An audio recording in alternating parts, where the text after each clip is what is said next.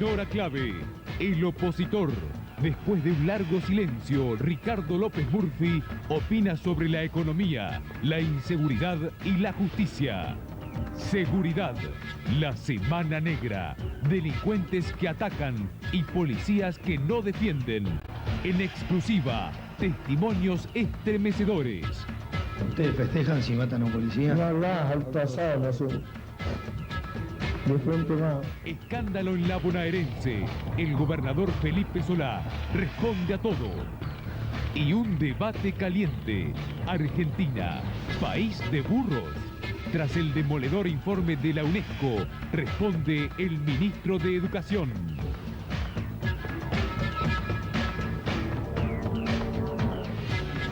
Fue una semana negra en materia de seguridad.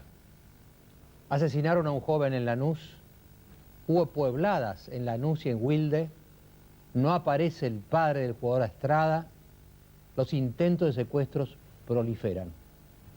Sobre todo esto se lo vamos a preguntar al gobernador de la provincia de Buenos Aires, Felipe Solá.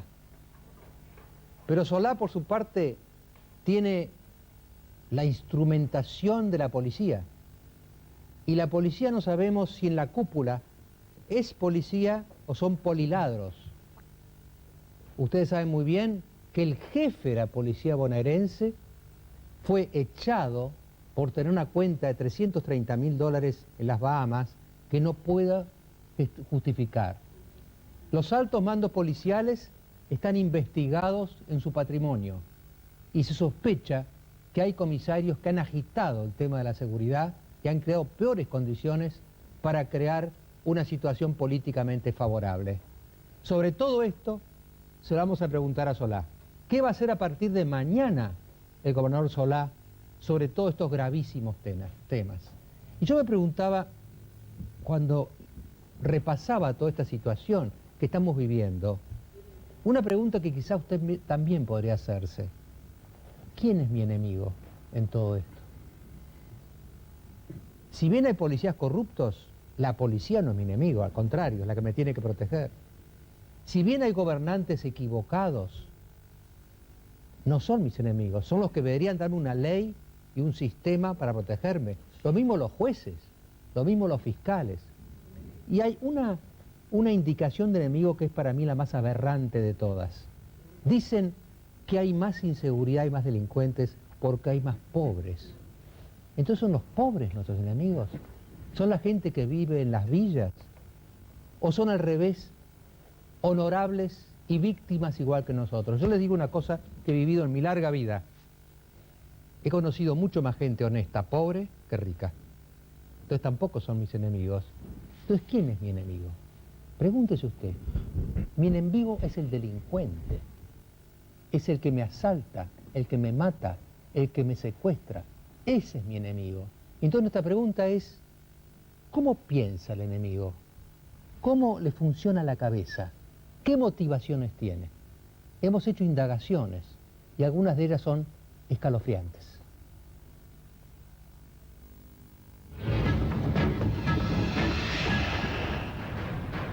Robo, coche, moto, lo que sea, cruche, casa, malas casas, todo lo que se pueda robar, robo. Si hoy en día hay un hambre. Secuestrar a una persona es fácil, pero la onda a cobrar. ¿Ustedes festejan si matan a un policía? Ni hablar, alto asado no hacemos. De frente más. Más adelante vamos a indagar mucho más profundamente la mentalidad de mi enemigo. Ahora, antes de que venga Felipe Solá, vamos a la boca.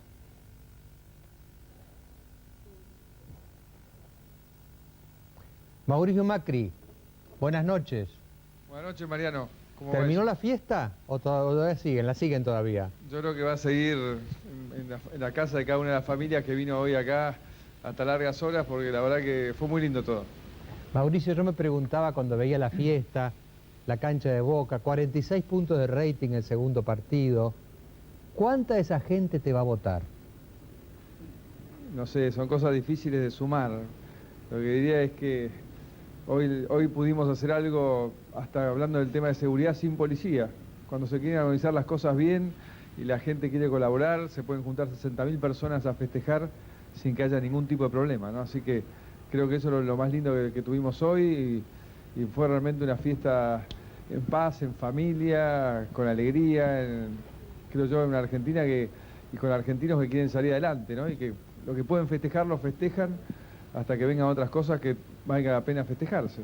Ahora, Mauricio, en tu mente, ¿vos podés separar totalmente tu papel como presidente de un Boca sin duda exitoso, triunfante, otra vez con la fiesta, y tu papel como candidato de la Ciudad de Buenos Aires? ¿Vos no creés que de alguna manera este éxito indirectamente ayuda a tu candidatura?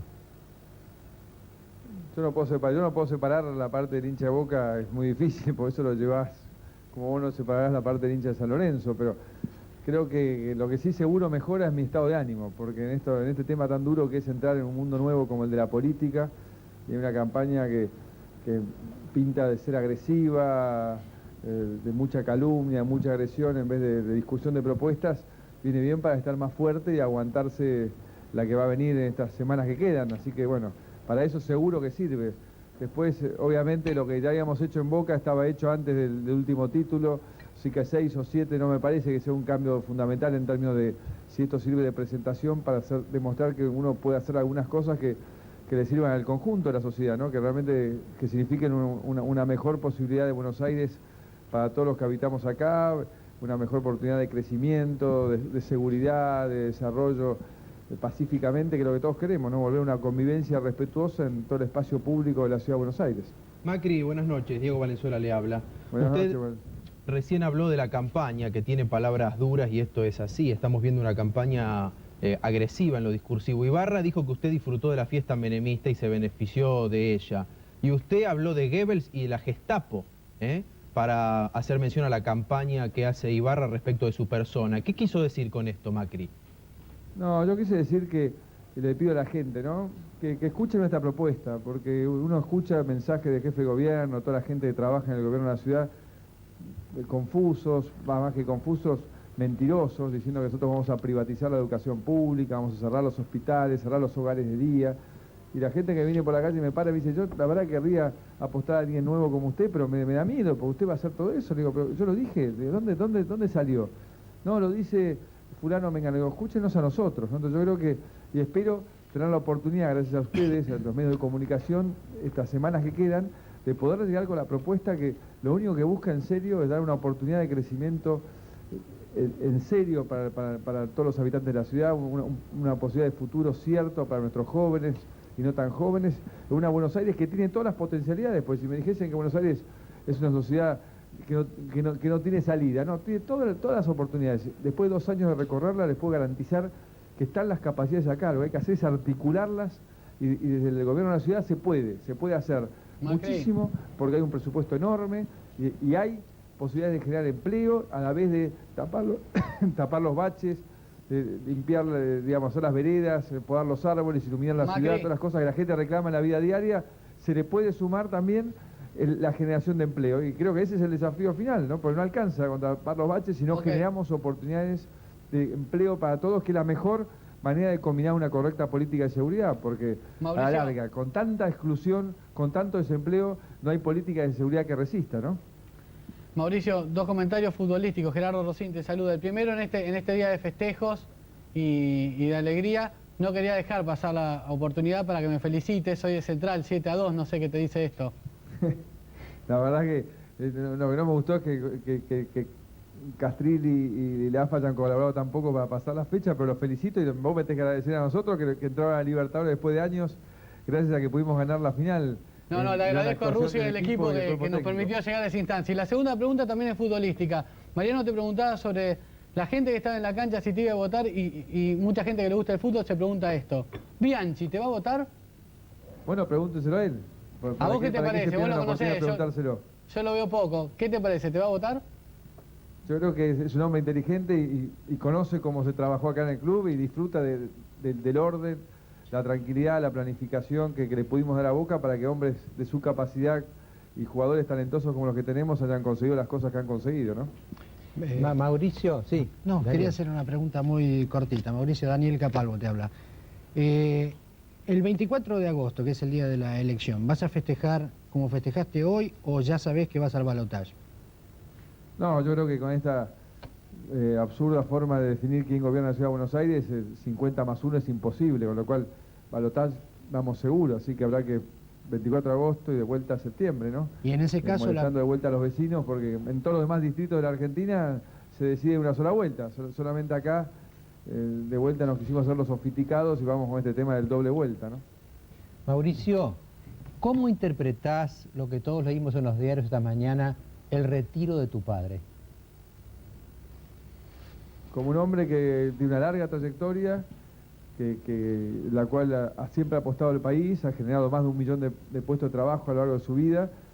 Lamentablemente esta última etapa tan caótica se lo ha agredido mucho por cosas que creo yo ni siquiera él tiene la culpa, y de golpe ya después de 73 años de trabajo, él empezó a los 17 años a trabajar en una obra, creo que también merece él definir que quiere retirarse y pasar los últimos años dedicándose a otra cosa, y bueno, y que alguien tome la posta empresarial nacional, ¿no? Que yo creo que tiene que también resurgir, lo hablábamos la otra vez que fuimos al programa el día de la elección, no sé si te acordás, Mariano, que tiene que surgir una nueva corriente empresaria nacional, de jóvenes que también emprendan, porque sin emprendedores una sociedad no tiene futuro, porque el emprendedor es el que tiene el sentido del riesgo, arriesga, invierte, combina tecnología con recursos humanos y genera realmente oportunidades de empleo. Así que creo que la Argentina, así como tiene que renovarse en el sistema político, tiene que renovarse en el sistema empresario, tiene que renovarse en el sistema universitario, todos tenemos que generar una renovación porque venimos de muchos años de fracaso. Entonces, cuando uno fracasa, es mejor mezclar cartas y darle vuelta, y creo que en Argentina existen los talentos, existe la gente que es capaz de sacar el país adelante. El tema es que hay que darle la oportunidad y no tener miedo a la renovación.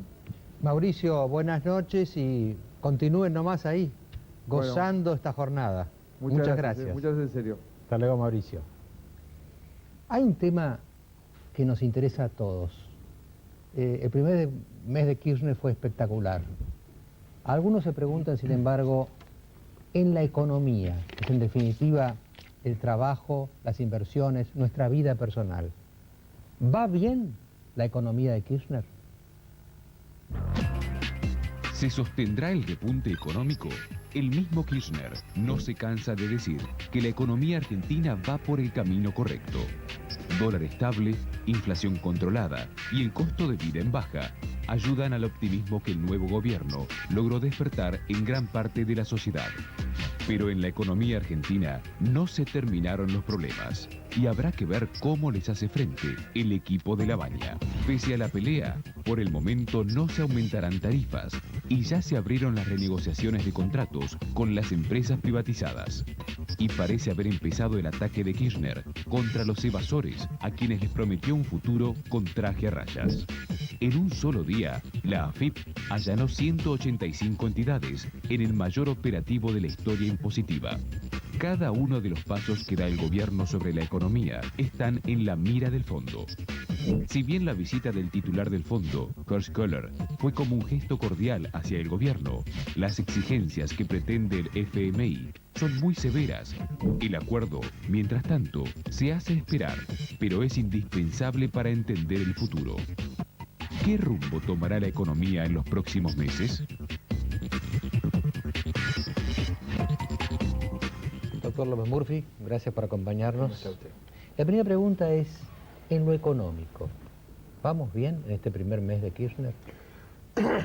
Bueno, yo diría que la sociedad, usted sabe que está como muy fatigada y tiene una enorme necesidad de creer y tiene bajas exigencias.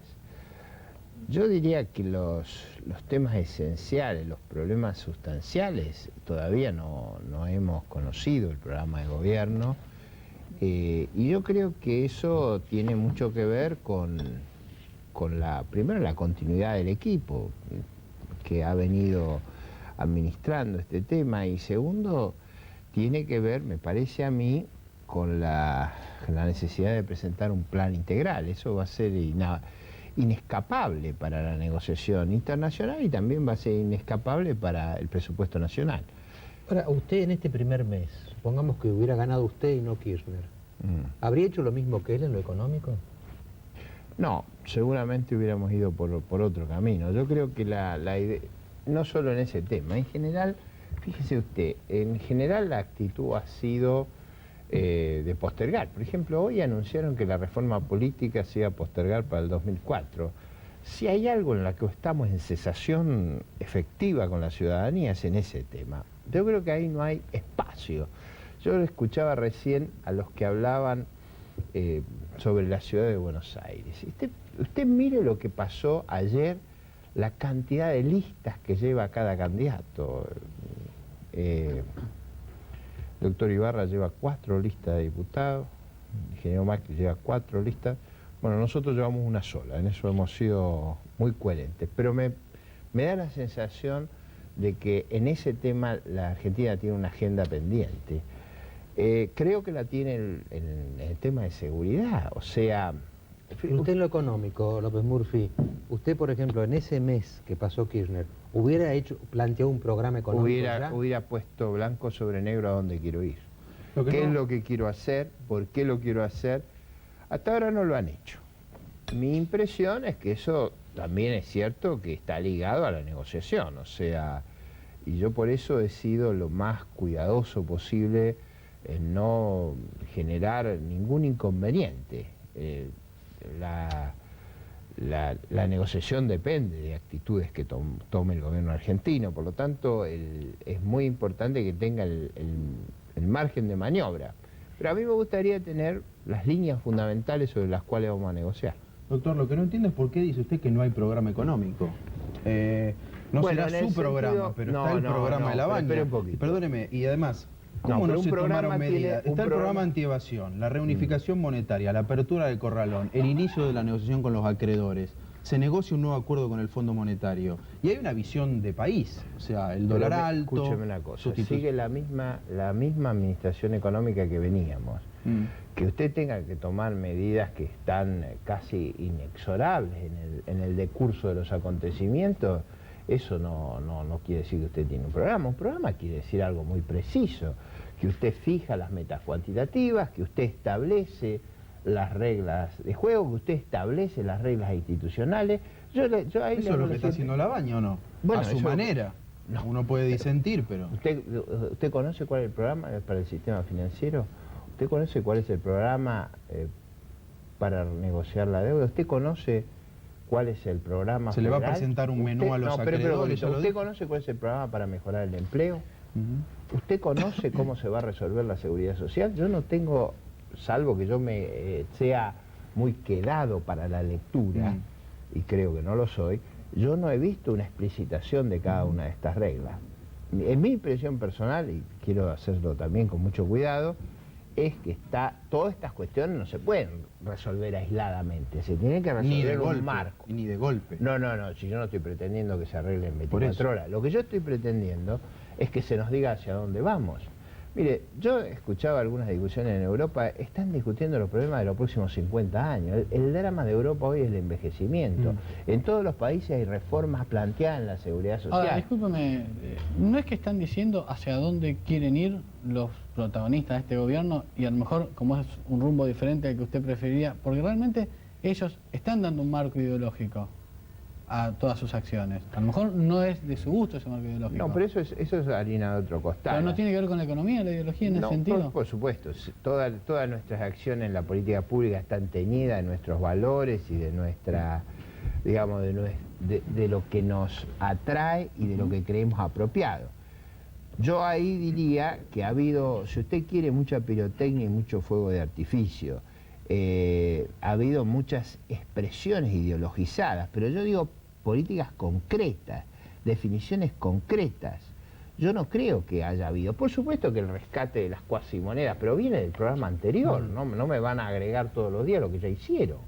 Eso había que hacerlo. ¿Quién además hizo las cuasimonedas? Si no fueran los mismos gobiernos que integran... Bueno, pero no las hizo la Baña. No, bueno, pero esto me hace acordar, mire, en la provincia de Buenos Aires ahora tenemos un drama con la seguridad. La administración que gobierna la provincia de Buenos Aires, la coalición que administra la provincia de Buenos Aires, hace 16 años que está a cargo. Sí.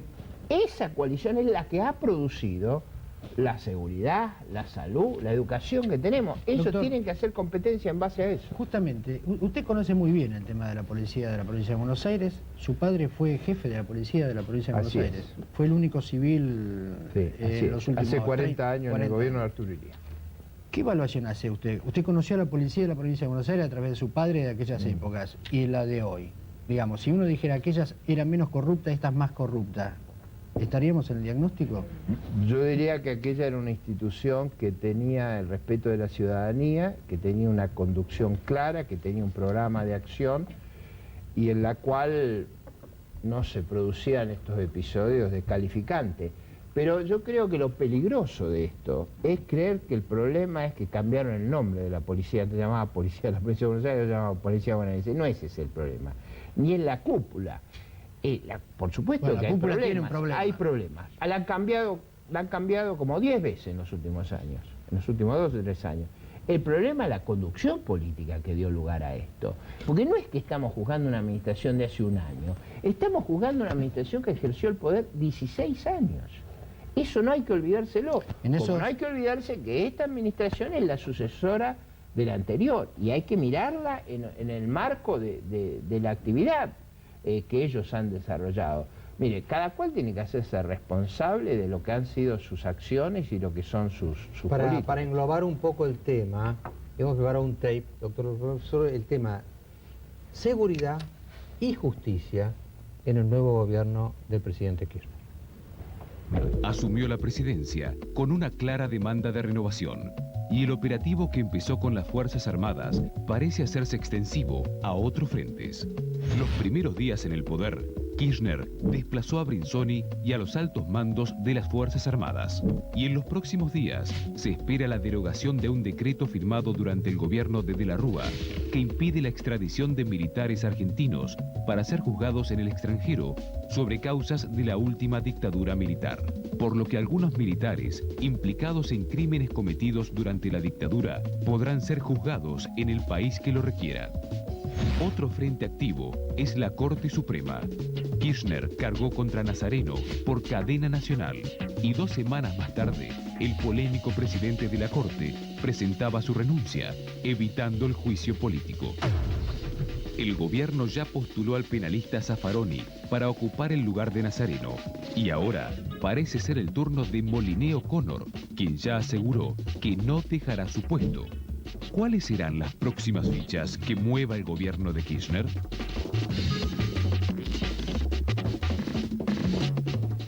Son unos cuantos temas, ¿no? De seguridad y de justicia, bueno, de defensa también, de defensa con el tema militar, de seguridad, de justicia con la Corte, son unos cuantos temas. Me subo, Mariano, si usted quiere, al de seguridad, que habíamos empezado antes.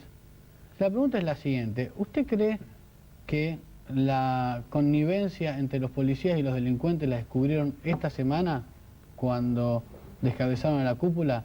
Y la segunda pregunta es, usted critica tanto al aparato político, ¿usted cree que el aparato político va en algo en esos negocios? Bueno, ahí ha habido, sin duda, el descontrol no se produce gratuitamente y estos episodios no se producen gratuitamente. Si usted está administrando una fuerza de seguridad de ese tamaño, una fuerza de seguridad que en número es más grande que el ejército argentino, en esas condiciones, el cuidado que hay que tener en la formación, en la disciplina, en los valores institucionales, las fuerzas no tienen esa solemnidad porque sí, porque hay que crear ciertos valores, hay que crear ciertas reglas. Eso hay una responsabilidad política inescapable. Y esa responsabilidad política se ve detrás de las reformas que han hecho, de los fracasos y hasta de las declaraciones. Yo sugiero a cualquiera de los televidentes que miren las declaraciones de Saín hoy en un matutino de la capital federal, para contestar esa pregunta con toda precisión. Ahora, yo, volviendo al tape y llevando a la cuestión al conjunto de decisiones que se han tomado. Mire, yo cuando se produjo el episodio de la cadena televisiva, a mí no me pareció bien. A mí en general me parece mal que el presidente tome la cadena, y menos que tome la cadena para afectar otro poder. yo creo que la Corte preexistente tenía problemas y ninguno de nosotros los ignora. El mecanismo adecuado es el de utilizar el sistema institucional, que es presentar las denuncias en la Cámara de Diputados y proceder a actuar de acuerdo a las normas establecidas. Ahora, una vez producida la renuncia de Nazareno, yo sugerí, planteé como mi posición, una regla que era muy clara sobre cómo había que buscar el sucesor si se tomaba la decisión de mantener este número de miembros de la Corte. Yo me puse 3 reglas. Primero, terminemos con la Corte propia. No designemos a alguien que sea partidario del gobierno, porque ese fue la madre de todas las dificultades. Segundo, desígnese a alguna persona que tenga los ribetes académicos y profesionales adecuados. Tercero, evítese, como se evita en todas las Cortes Supremas del mundo, designar a una persona que tenga visiones extremas en materia jurídica. Perdón, ¿usted cree que Zaffaroni reúne esas condiciones? Vamos a eso. No, yo no me voy a escapar de eso. Vamos a eso. Primero, el profesor Zaffaroni ha estado identificado con el presidente Kirchner. Ha integrado... ¿No es independiente Zaffaroni? No lo es del presidente Kirchner, seguro. Porque usted sabe que él muestra un fallo y una posición política que él tuvo contra lo que ocurrió con la reelección de Kirchner, que fue opositor. Bueno, escúcheme.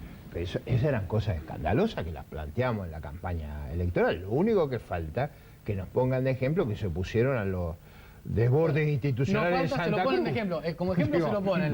Pero escúcheme. Él llamó a votar por Kirchner. Él tiene una posición de identificación y creo que sería absurdo negarlo, la identificación que hay. Pero vamos al segundo... ¿Usted dice que Zaffaroni es a Kirchner lo que fueron Vázquez o Nazareno a Menem? Yo digo que no, espere un poquito. Yo lo que dije es que él no cumple el requisito de ser independiente del gobierno. Yo más había sugerido que se nombrara a alguien claramente no identificado con el gobierno. Esta persona está identificada con el gobierno.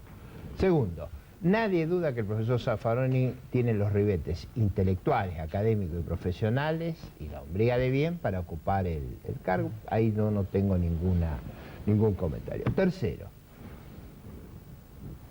yo creo que él expresa una doctrina en materia penal que no refleja, en mi opinión, lo que es una posición de consenso en el centro del espectro de las opiniones profesionales. Me parece que él expresa una doctrina muy extrema en muchos temas. Doctor, pero cuando dice que es penal. Extremo, ¿qué quiere decir? ¿Que es izquierdista?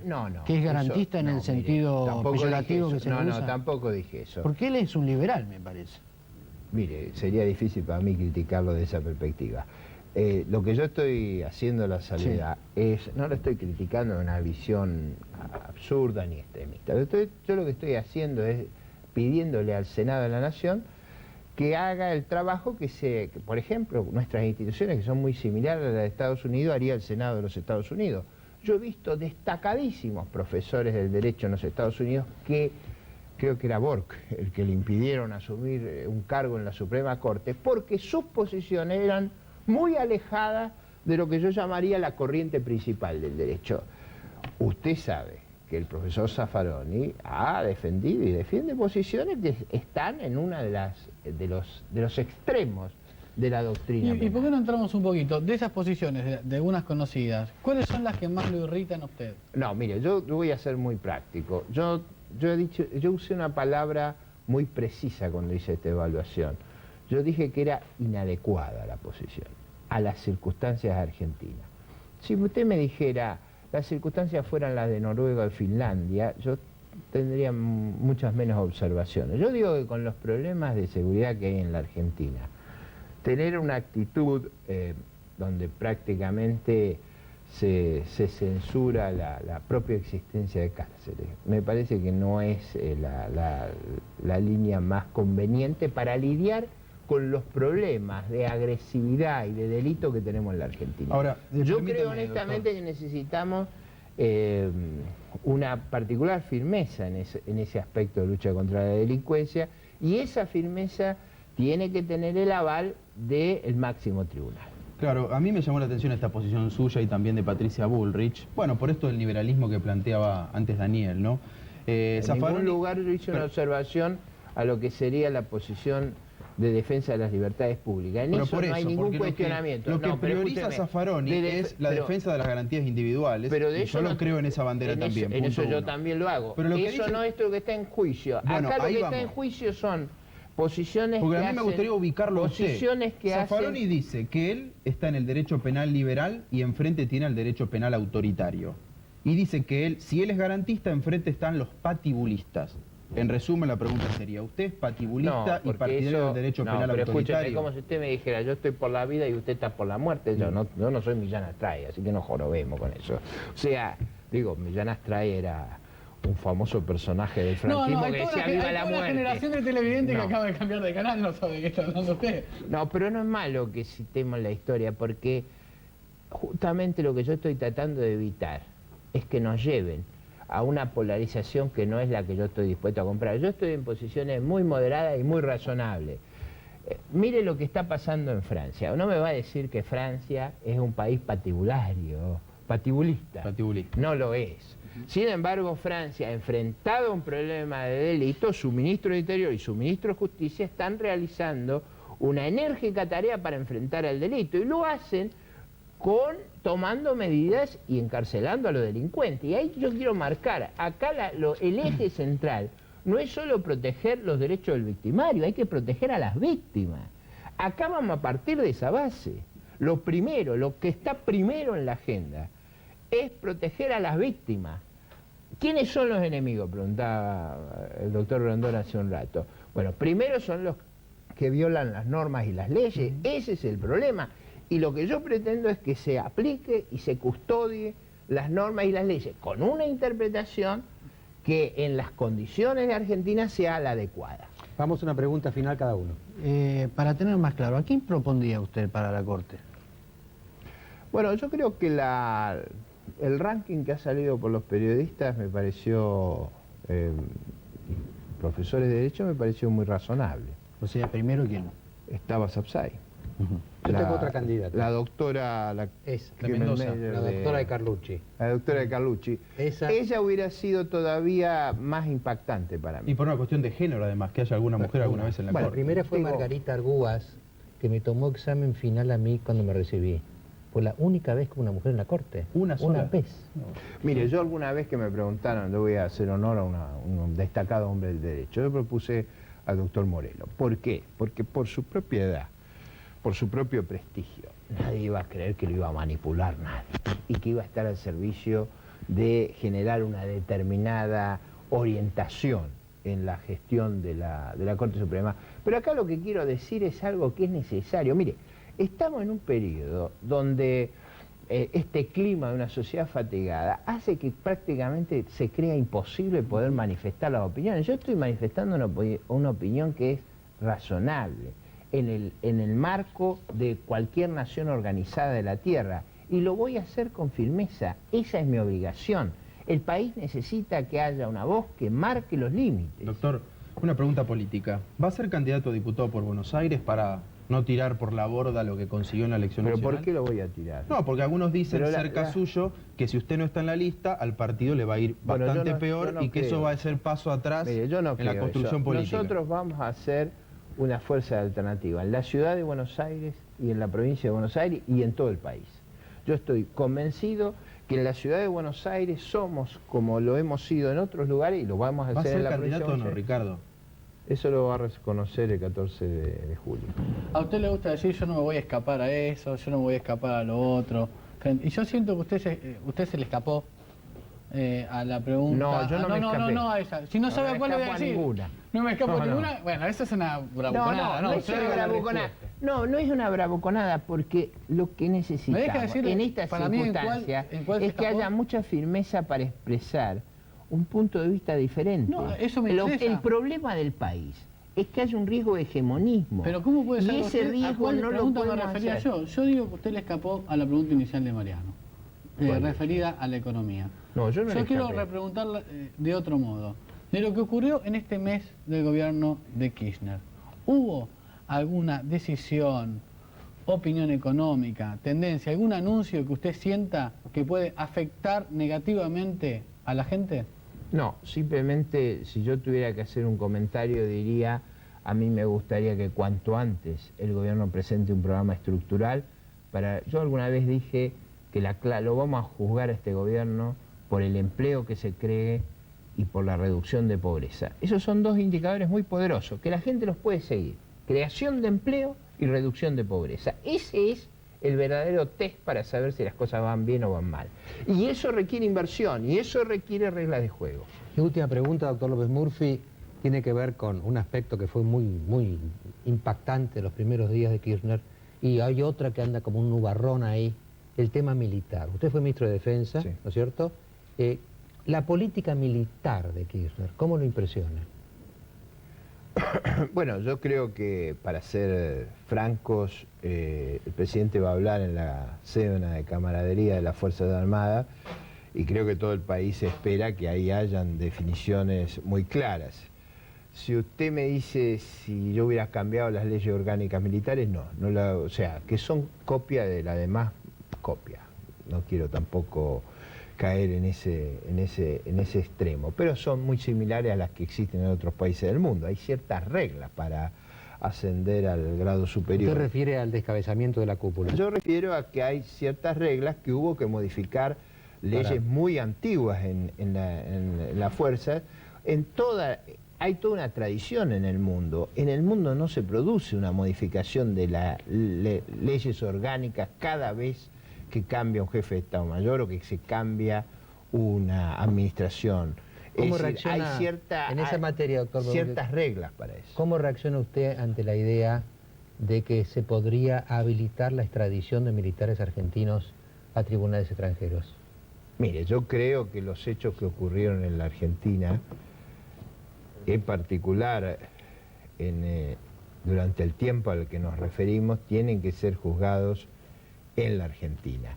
Es decir, es muy difícil entender que un país resigne la soberanía de juzgar por delitos ocurridos en su propio territorio.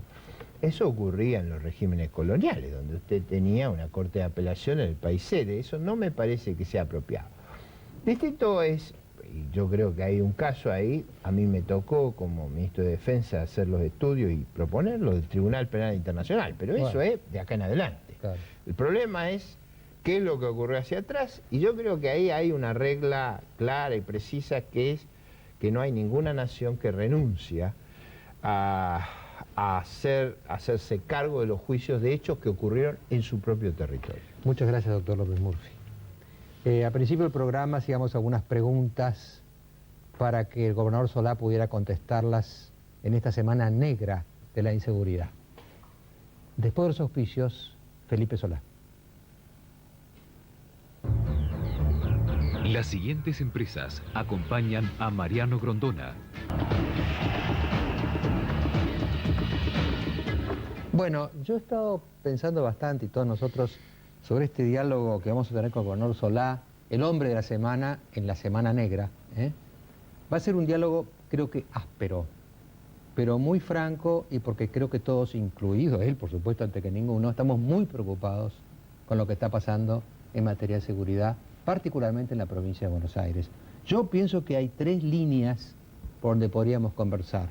Primero, hay esta especie de pulseada entre el gobierno bonaerense y una cúpula policial, por lo menos parcialmente corrupta, como pasó con el caso de la cuenta en Bahamas del jefe Sobrado. Entonces, la primera línea de preguntas va a ser, ¿quién gana la pulseada? La segunda línea de preguntas, me parece a mí, son las puebladas. Hemos tenido arrecifes, en Lanús, hay puebladas. ¿Un cacerolazo está en camino? ¿O las puebladas están manejadas políticamente? ¿Hay algo detrás de las puebladas? Por ejemplo, ¿hay menemismo? ¿Hay interesados en las puebladas o son absolutamente espontáneas y peligrosas para el gobierno de Solá? Y en tercer lugar, una pregunta dura, ¿no? Si Solá cree, si usted cree, que estamos en el peor momento de la seguridad y se siente que la jurisdicción provincial ha fracasado y tiene que apelar a Kirchner y tiene que apelar al gobierno nacional. Después del corte vamos a meternos bien a fondo en estos tres campos tan ligados de la inseguridad de los argentinos y particularmente de los bonaerenses.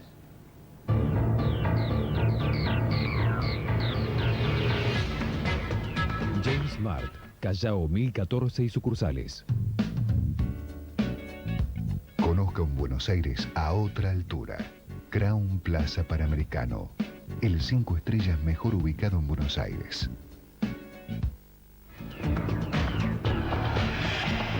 ¿Y? ¿El pique? Más o menos. Le puse un 15%. Mirá yo con qué me juego. Ah, ¿y usted, maestro? ¿Con cuánto encarna?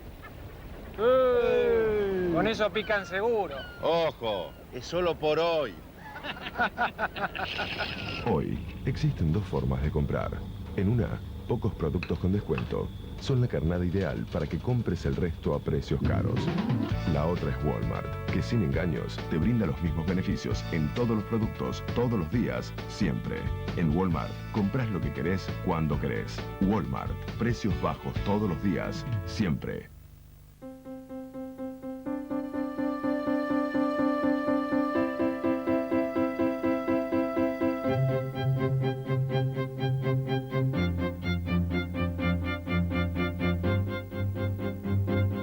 La vida te pide que vivas.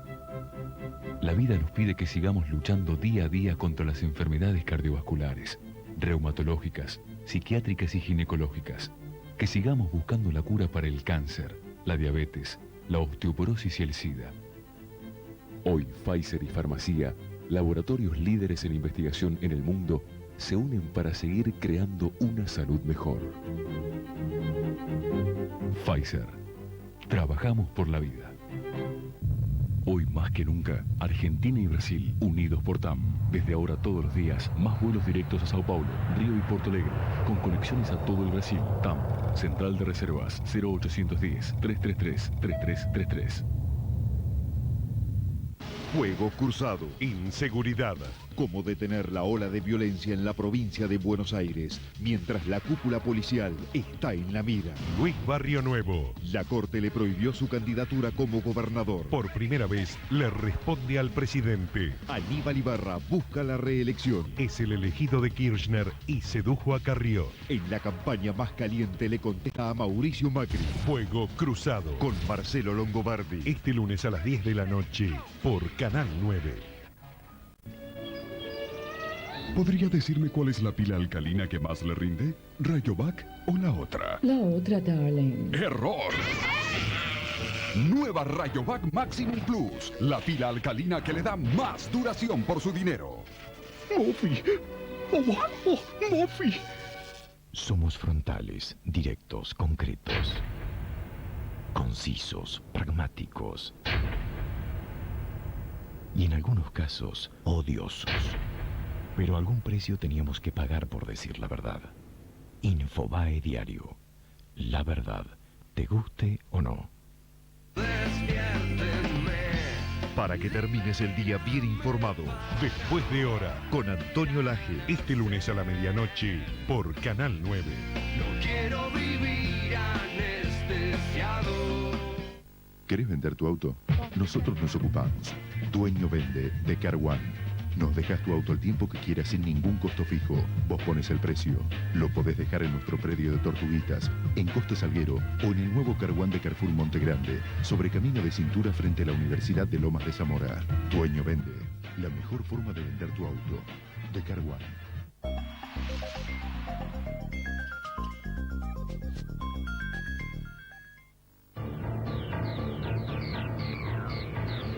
Hoy existe una nueva alternativa para el tratamiento de la acidez estomacal. Espaven. Tomando hasta 2 comprimidos diarios de Espaven, logramos reducir la producción de ácido del estómago. Los antiácidos que tomaste hasta ahora no reducen la producción de acidez estomacal, solo actúan una vez que el ácido se encuentra en el estómago. En cambio, Espaven actúa inhibiendo las secreciones ácidas del estómago, aliviando el ardor y la indigestión. Acordate, acidez estomacal, Espaven, que se vende exclusivamente en farmacias como todo medicamento de confianza.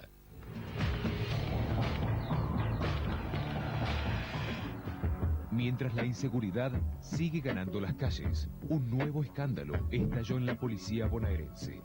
Primero fue la renuncia de Alberto Sobrado por conocérsele una cuenta no declarada de $333.000 que el ex jefe de la bonaerense poseería en las Bahamas.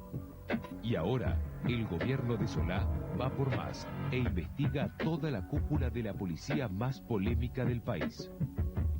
El Ministerio de Seguridad Provincial revisa el patrimonio de unos 44 comisarios de los altos mandos de la fuerza. Juan Pablo Cafiero aseguró que puede haber unos 20 casos que sigan los pasos de Sobrado y lanzó un ultimátum a sus fuerzas. Además, el gobernador Solá aseguró que comisarios retirados de la bonaerense activan políticamente para crear inseguridad y los vinculó con el menemismo.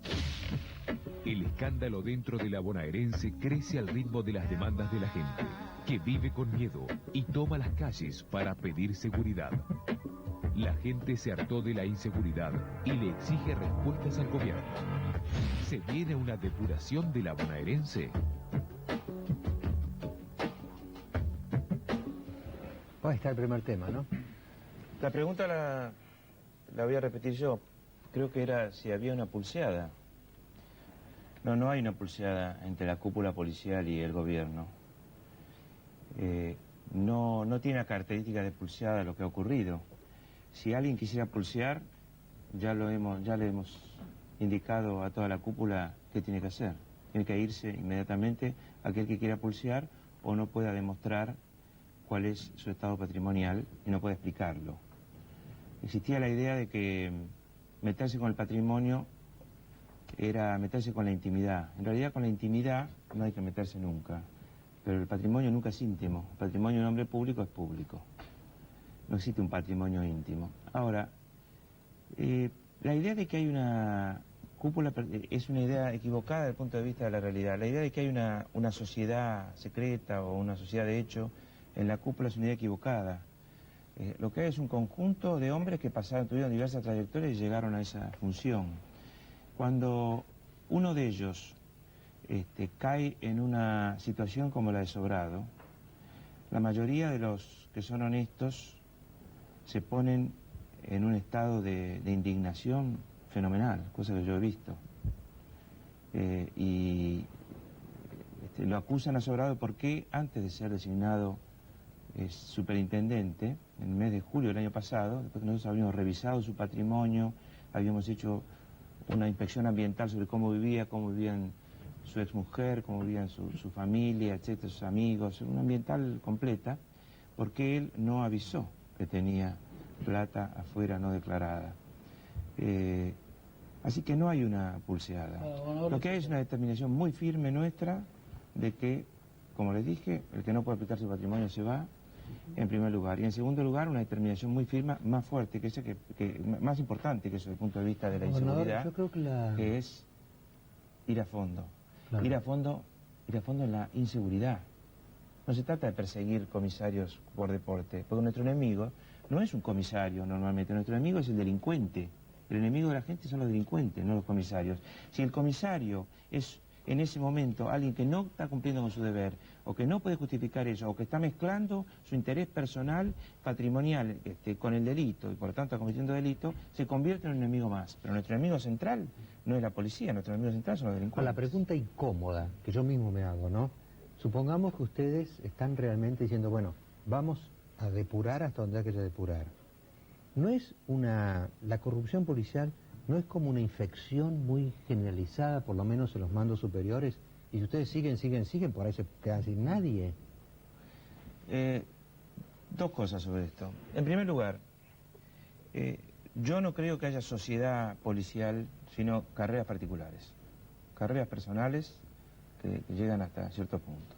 En segundo lugar, lo que nosotros vemos de los oficiales jóvenes y de lo que sale de los institutos de formación de oficiales y suboficiales es una enorme búsqueda de pertenecer a un lugar que sea prestigioso.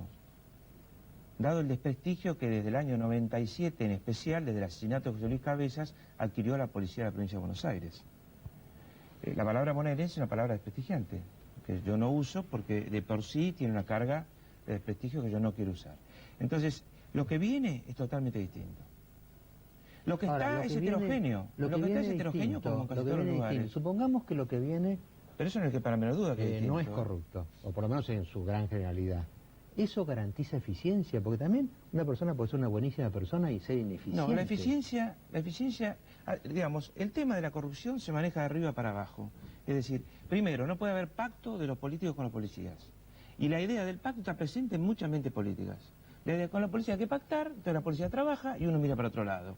O peor todavía, uno recibe parte de los dividendos del delito policial. Sobre ese punto, ¿No es cierto? Esa idea no estuvo nunca presente en mi gobierno desde el primer día. Y creo que hay pruebas suficientes de eso. Ok, este nivel de corrupción policial del que hablan hasta sus funcionarios ya está. Pero me hablaron de eficiencia, yo quiero contestar.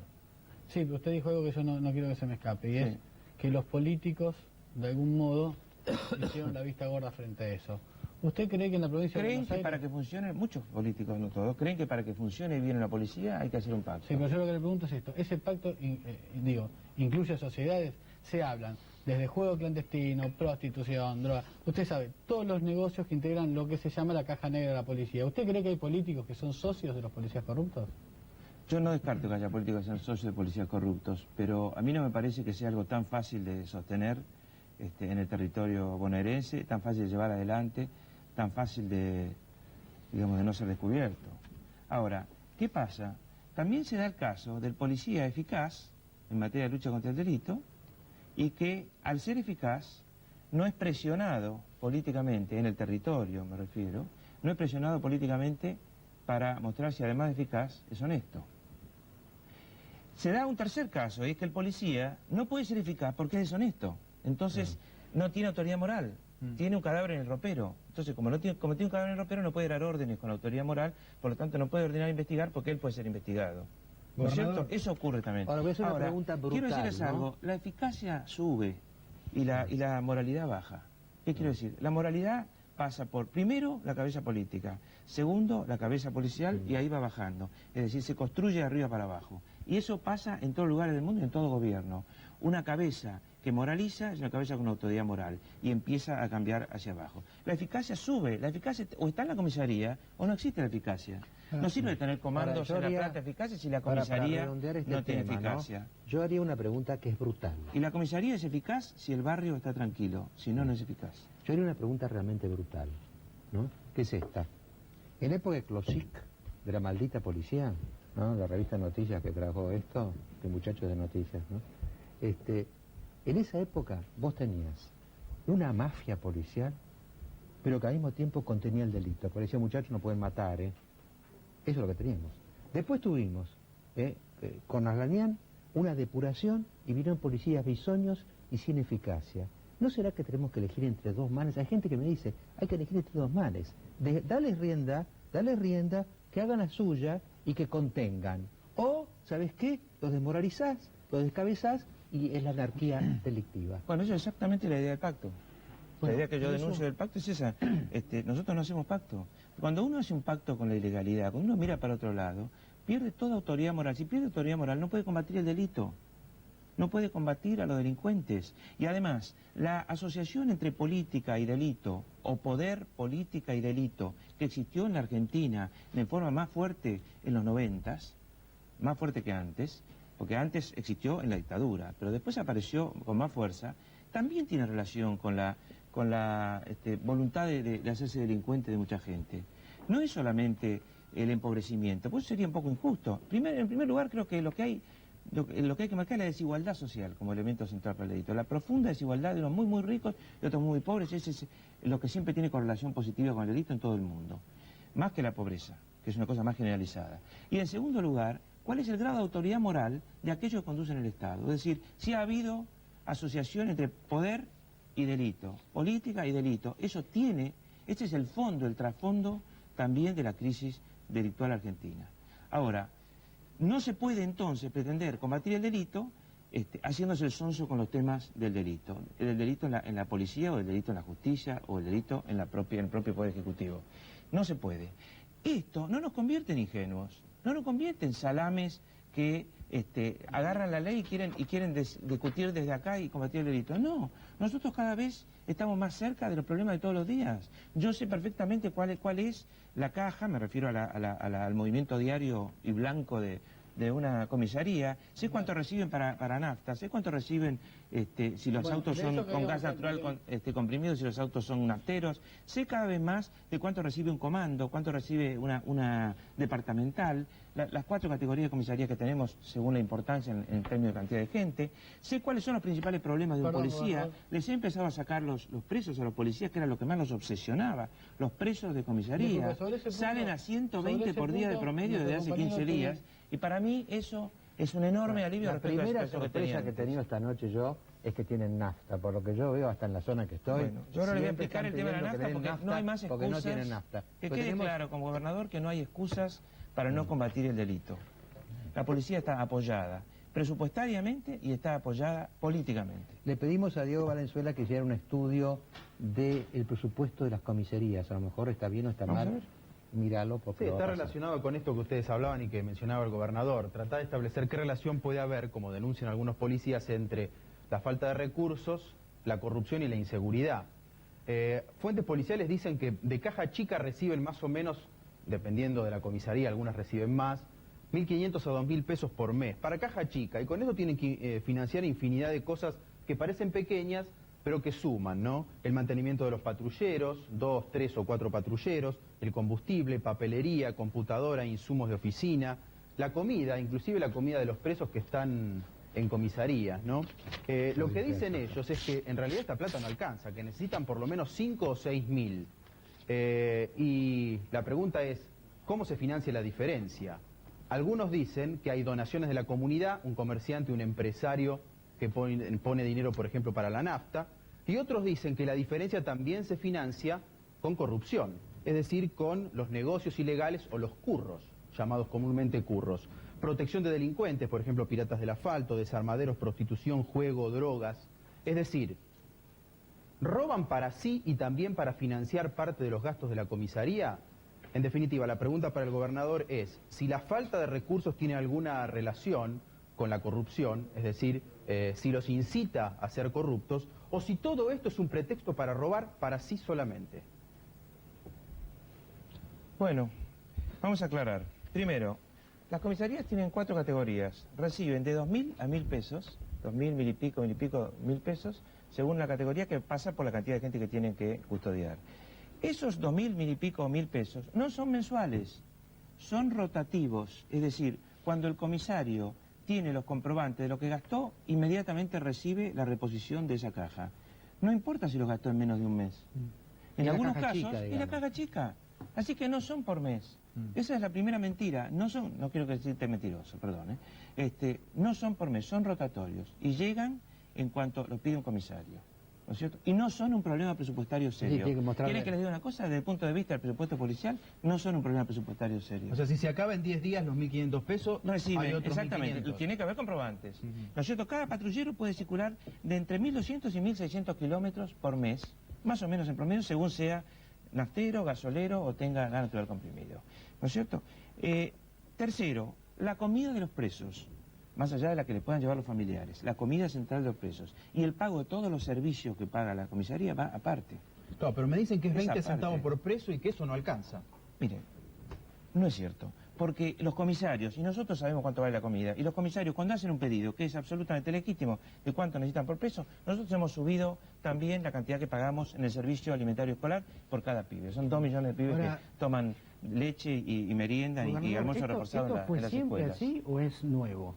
No, nosotros, mire, esto se dice a cada rato, pero la versión esta que daba Diego Diego yo este acá, año subí el presupuesto de seguridad de más o menos 1.020, 1.030, 1.050 millones, que fue el año pasado, a 1.280 millones. Bueno, mejor, la verdad, ¿no es cierto? Así que no me corran, no hay excusas. Mire, los policías tenían toda la razón respecto del tema de los presos. Parcialmente la siguen teniendo, porque todavía no han salido todos los presos que tienen que salir. Las comisarías estaban llenas de presos en el conurbano. Yo hice cárceles. Cárceles y calabozos. ¿Cuántos? 5.500 solo este año. Y el año que viene, los otros años, tiene que haber 3.000 por año. Bueno, entonces, perdón, ¿No es cierto? discúlpeme. Y le empecé a Usted sacar los dijo que precios su ahora. enemigo- Ok, entonces hagamos Segundo, esto. yo compré 1.000 patrulleros y arreglé otros 500. ¿Entraron los 1.000? No, entraron 700 hasta ahora, o Ok. 600 y pico. Yo entendí, Los compré ahora los este año. policías no tienen excusa Y el año para pasado correrlo. arreglé Entonces le 500. pongo el tema de fondo. Usted dijo que el enemigo, citando lo que había dicho Mariano, es el delincuente. Sí. Los policías no y tienen también excusa. cuando un policía, ¿Ustedes tienen el enemigo excusa? también No. es un policía que se También excusa entendí, y por eso y que dice no tratamos tengo el tema. nada. No, para, La perdón, pregunta- sí. para redondear este tema, no, yo estoy quiero decir lo que yo vivo. Vos sabés que yo estoy en el campo, y te digo, en mi zona le dan plata a la policía para nafta, y le dan el Automóvil Club, y le damos nosotros, Sí, puede ser que quieran que recorra más de esta cantidad. Pero que está, Puede entonces ser está que bien quieran o que somos recorran todos más. imbéciles acá, No, ¿cómo no, es? puede ser que recorran más, puede ser que tengan vigilancia especial. Es muy común que alguien se acerque y ¿Cómo diga, se garantiza que la plata acérquense, que le da la comunidad no acérquense se la también queda a mi el campo y a la zona tal. En las zonas rurales hay muchas veces, la protección Claro. de una zona rural Es muy no complicado. pasa por las veces que pasa el patrullero. Porque si fuera por las veces que pasa el patrullero en una zona rural, estaría totalmente No, digo desprotegida. que a nosotros nos- el patrullero nos pasa en trabajan muy relación a la bien. cantidad de gente ¿Sabés que cómo vive trabajan con en un nosotros? lugar. Ellos tienen un celular. Y tienen una Sí, patrulla nosotros que dando tenemos- vueltas, son la muchos patrulla rural kilómetros. va avanzando Entonces, cada vez donde más. uno ve una cosa rara, ¡pac!, llama al celular y vienen. Pero el reclamo general es que no les da la nafta. Eso ¿no? eso es un pedido de un aumento de seguridad a raíz de que uno de los elementos que creció en la delincuencia fue el delito rural. ¿No es cierto? Las zonas rurales, Mariano, eran tranquilas. Y dejaron de ser tranquilas no solamente los pueblos de campo, como Arrecifes u otros, sino también algunos lugares donde vive gente en el campo. Es decir, por lo menos empezó a pensar la gente que podía ser asaltada. No se trata del número de asaltos, sino de la sensación de inseguridad. Entonces van al policía y le piden algo central para la gente. La sensación de seguridad a veces no tiene precio. Y entonces ofrecen para que haya más plata para nafta, etcétera. Pero eso no quiere decir que el Ministerio de Seguridad de mi gobierno no les dé la plata para la nafta que necesitan en tiempos normales. Ok, bueno, discúlpeme. Usted ya explicó que la policía no tiene excusas para darle, y la pregunta, no tiene excusas para no cumplirle, y la pregunta que yo quiero hacer es Y la es siguiente. parte del discurso que yo le ordené a Cafiero que le dijera a los 40 y pico de comisarios con los que se juntó el viernes a la madrugada. El discurso fue ese. Primero, no hay excusa. Segundo, el que no acepte una tomografía sobre sus bienes, se va. Tercero, los que se quedan y aceptan las dos cosas tienen todo nuestro apoyo. Me parece bárbaro que la policía no tenga excusas para pasarle a usted. Y usted no tiene, usted tiene que darle excusas a la gente que hoy está manifestándose en Puebladas. Para ir al tema de fondo, usted dijo, mi enemigo es el delincuente. Hoy la sensación que existe es que el enemigo va ganando. ¿Usted tiene la misma sensación? Yo tengo la sensación de que la gente se siente muy desprotegida y que la sensación de inseguridad creció. ¿La sensación, no de Sí, inseguridad? la sensación. No, nunca, hay una vieja receta. Nunca discutas con la gente que tiene miedo y sensación de inseguridad con estadísticas. Por lo tanto, no cito estadísticas. No, vamos ¿No es a la cierto? Lo realidad. que importa es qué siente la gente. La gente ¿Usted cree siente que la gente hay lo siente un porque aumento del le dicen que salvajismo. lo siente? La gente vive en su casa. Cada uno conoce va en su casa y auto. su barrio, y La el seguridad la siente cuando sale a la gobernante calle. habla de cifras globales. Por lo tanto, lo que importa es lo que pasa en el barrio, No, en cada pero me barrio. preocupa mucho Pero esa usted me hizo una distancia. pregunta, déjeme contestarle. ¿Cómo no? La respuesta es esta. Apareció la gente. Apareció la gente. No subió el delito, apareció la gente. El delito se hizo más salvaje y sanguinario. ¿No es cierto? Primero se mata y después se sale corriendo. Y no se robó el auto. Se intentó robar un auto, primero se mata, después se sale corriendo. Esta madrugada, un policía en General Rodríguez, un cabo. El cabo Ferrari. El número 30. Lo que ocurrió con el pibe de Negri en Wilde.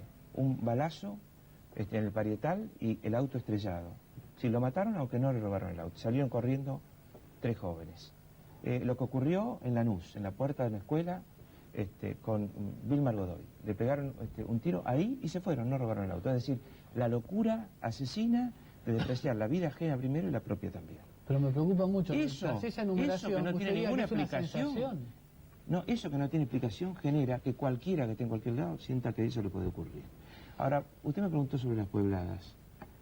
Sí, Las pero puebladas- antes de pasar de tema, le quiero decir lo que no pude decirle en la interrupción. Perdóneme. Me preocupa muchísimo que usted hable de una sensación de inseguridad, mientras que la gente cree que existe una verdadera inseguridad. Cuando Pero va a por su supuesto auto, que cuando existe llega a la casa. inseguridad, por Digo, supuesto que esa existe distancia es muy inseguridad. jodida, porque si usted piensa que es una sensación y la gente está convencida que es lo que le toca Por vivir. supuesto, pero existen No se arregla clichés más. también, existe inseguridad y existen clichés, ¿no es cierto?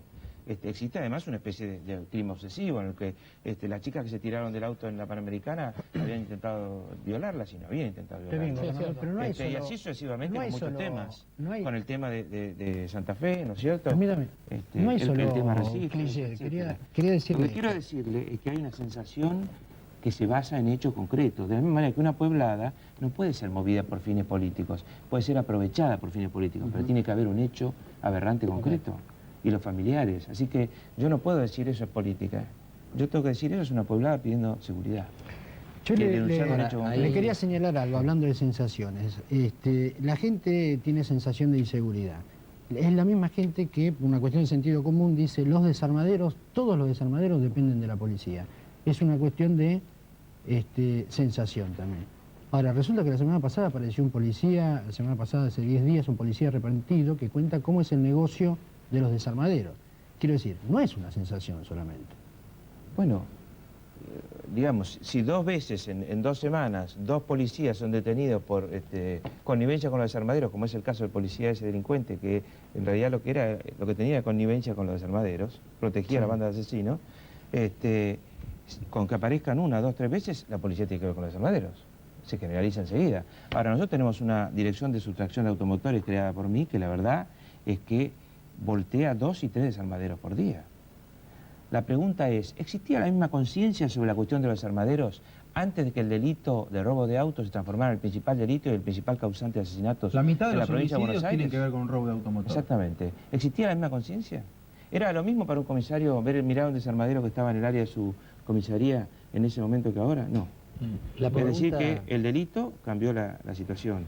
Y, digamos, uno de nuestros grandes temas de trabajo con el presidente Kirchner pasa por ese tema, por el delito de robo automotor. Antes de entrar, porque yo sé que están preparando algo con Kirchner, pero antes de eso, la pregunta, digamos, central de este tema es, ¿vos tenés temor, inquietud de que pueda haber una especie de gran cacerolazo en la provincia de Buenos Aires por la seguridad? No, no creo que deba actuar yo con ese temor. Yo debo actuar tratando de mejorar las condiciones de seguridad de la manera más fuerte y rotunda posible, e ir al fondo. Pero no puedo actuar con temor, porque el temor es mal consejero, pésimo consejero. De la misma manera que salir a decir, bueno, echo los 20 policías que están en la cúpula y de esa manera gano un tiempo, porque dentro de 2 meses hay elecciones, sería una actitud irresponsable y poco seria. Si el temor político nos gana, entonces las medidas que tomemos van a ser las menos importantes, las menos útiles, las más espectaculares. Y a la gente se le ha engañado mucho con espectaculares que después no resultaban Bueno, pero nada. existe Y con frases objetivamente, fuertes, y con hacerse el duro y todo. Dejándonos del lado del temor, el coraje es lo que yo más admiro realmente, el coraje físico sobre todo, ¿no? Pero en fin, es otro tema. Siempre el coraje mejor. Siempre el coraje mejor. Pero corajudo y todo como vos sos corajuda, ¿existe un peligro objetivo de que esto se transforme en una especie de cacerolazo, Arrecife, Lanús, una especie de dominó de cacerolazos? No, lo que sí va a ocurrir, y me parece que es lógico esperarlo, es que haya una ebullición fuerte y en el caso de un asesinato, digamos, conmocionante, o todos son conmocionantes, pero esos asesinatos que se han vivido, terribles, la gente se mueva en defensa de su seguridad. Y la pregunta ¿es eso malo? No, eso es bueno. Será duro para mí como gobernador, pero eso es bueno, eso alerta sobre que la gente no está harta y no tolera algunas cosas más. Vamos a la pregunta final cada uno. Sí, el presidente Kirchner, ¿es cierto que le dijo a usted que habría que aplicar una política de shock porque la que funcionó hasta ahora no daba resultados? Y en todo caso, ¿en qué consistiría?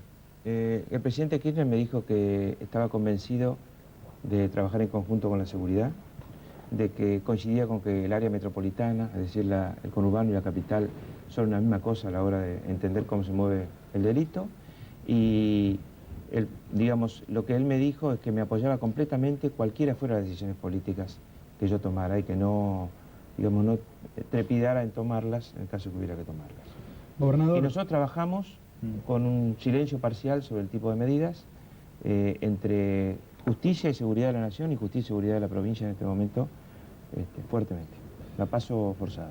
Gobernador, ¿puede haber otros casos como el de Sobrado? Yo hoy no Sobrado estoy es un anunciando las caso- medidas y yo creo que la gente no quiere más conversación sobre esto, quiere medidas. Pero yo vine acá y no anuncio medidas porque creo que debemos anunciarlas cuando estén listas y en conjunto. Le quiero preguntar si a Sobrado lo van Sí, a denunciar perdón. penalmente, si Sobrado es una excepción o es Hay parte una- de hay un una denuncia sistema. ¿Y qué penal. va a pasar con este ultimátum? Aquellos que digan, no, yo no me sumo a esto.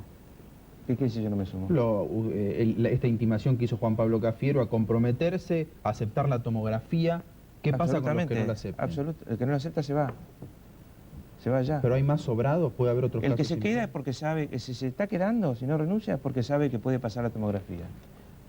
¿No es cierto? Porque cree que puede pasar la tomografía computadora, que se queda. Y esto no va solo para la cúpula, sino para cualquiera que tenga responsabilidad. Y esto además debería aplicarse a todo aquel que tenga responsabilidades públicas, aunque no fuera policía, digamos la verdad. Yo tengo bajo investigación alguna zona de mi gobierno. Si no tengo resultados positivos, ustedes no se van a enterar. De hecho, el Instituto de la Vivienda hubo una denuncia penal y hay exfuncionarios presos. Y la denuncia penal la hice yo. Sí, la mandé a hacer yo con mis funcionarios. Hay una denuncia penal contra Sobrado, del fiscal Romero. Respecto de... Veremos, Sobrado, le dijimos a Sobrado, quiero aclarar esto, le dijimos a Sobrado que se sentara aquí donde estoy yo y explicara qué tiene afuera y cómo lo hizo. ¿Y? ¿No es cierto? Y Sobrado dijo que no, que era una cuestión íntima. Yo dije, no hay cuestiones Usted íntimas habló de los que ese son tipo para honestos, un... gobernador, mi última pregunta tiene que ver con eso. ¿Qué porcentaje estima usted de policías honestos queda en la bonaerense? No lo sé, honestamente no lo sé, y si pensara que es una cuestión cuantitativa así tan importante, estaríamos perdidos. Yo creo que no estamos perdidos, que podremos modificar sistemas, pero que no se trata de echar a 1000 hombres o 500 hombres. Daniel, la última. Ah, ya está. No, ya está. Está usted, fantástico. Ya colaboramos, Mi última es esta. ¿Molestó la expresión de Vélez de que hay que tomar a la delincuencia por las astas en la provincia de Buenos Aires? Sé que fue en un día difícil para mí, en un día muy difícil, fue usada como un elemento más de frente, como un frente más para mí abierto. Ese mismo día Vélez y yo trabajamos varias horas en La Plata y a mí me parece que nunca no, pero hay que tratar de no reaccionar en momentos difíciles donde la que está mal es la gente, no reaccionar entre gente que tiene responsabilidades y que deben ser compartidas, no reaccionar por los títulos de los cables. Y por lo tanto no reaccioné por el título de cable, otras veces he reaccionado, pero no en este momento tan difícil, y sé que Vélez hubiera preferido no ese día no decir esa frase, y con eso me basta. En el próximo bloque vamos a penetrar más todavía en la mentalidad de los delincuentes, pero antes de pedirle al gobernador Solá se me ocurrió una cosa. Que voy a querer compartir con todos ustedes. Hemos hablado, y duramente, de policías corruptos, de cómo hay que tratarlos, de que en el fondo el peligro que representa el policía corrupto. Pero yo invitaría a todos, y primero al gobernador Solá, él no lo sabe por supuesto lo que voy a decir ahora, a que rindiéramos un homenaje callado a los miles de policías que dan su vida en esta lucha. Los invito a unos segundos de silencio.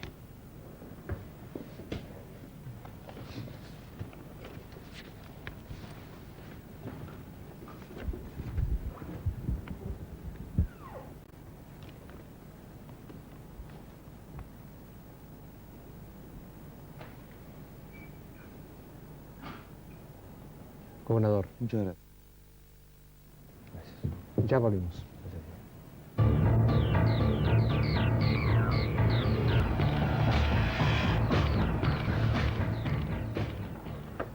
Bueno, vamos a ver, al principio del programa vimos que hay en la mente de un delincuente. El gobernador Solá, que estuvo con nosotros, dijo, el enemigo es el delincuente. Estamos todos en claro, lo dijimos al principio.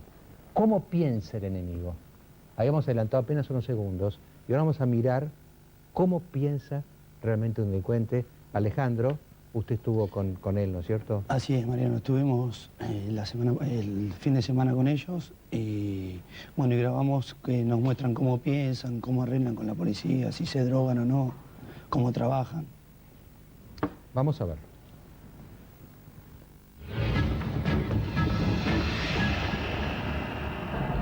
¿Qué labura? Robo. ¿Qué increíble. Y hace 6 años. ¿Tus años tenés?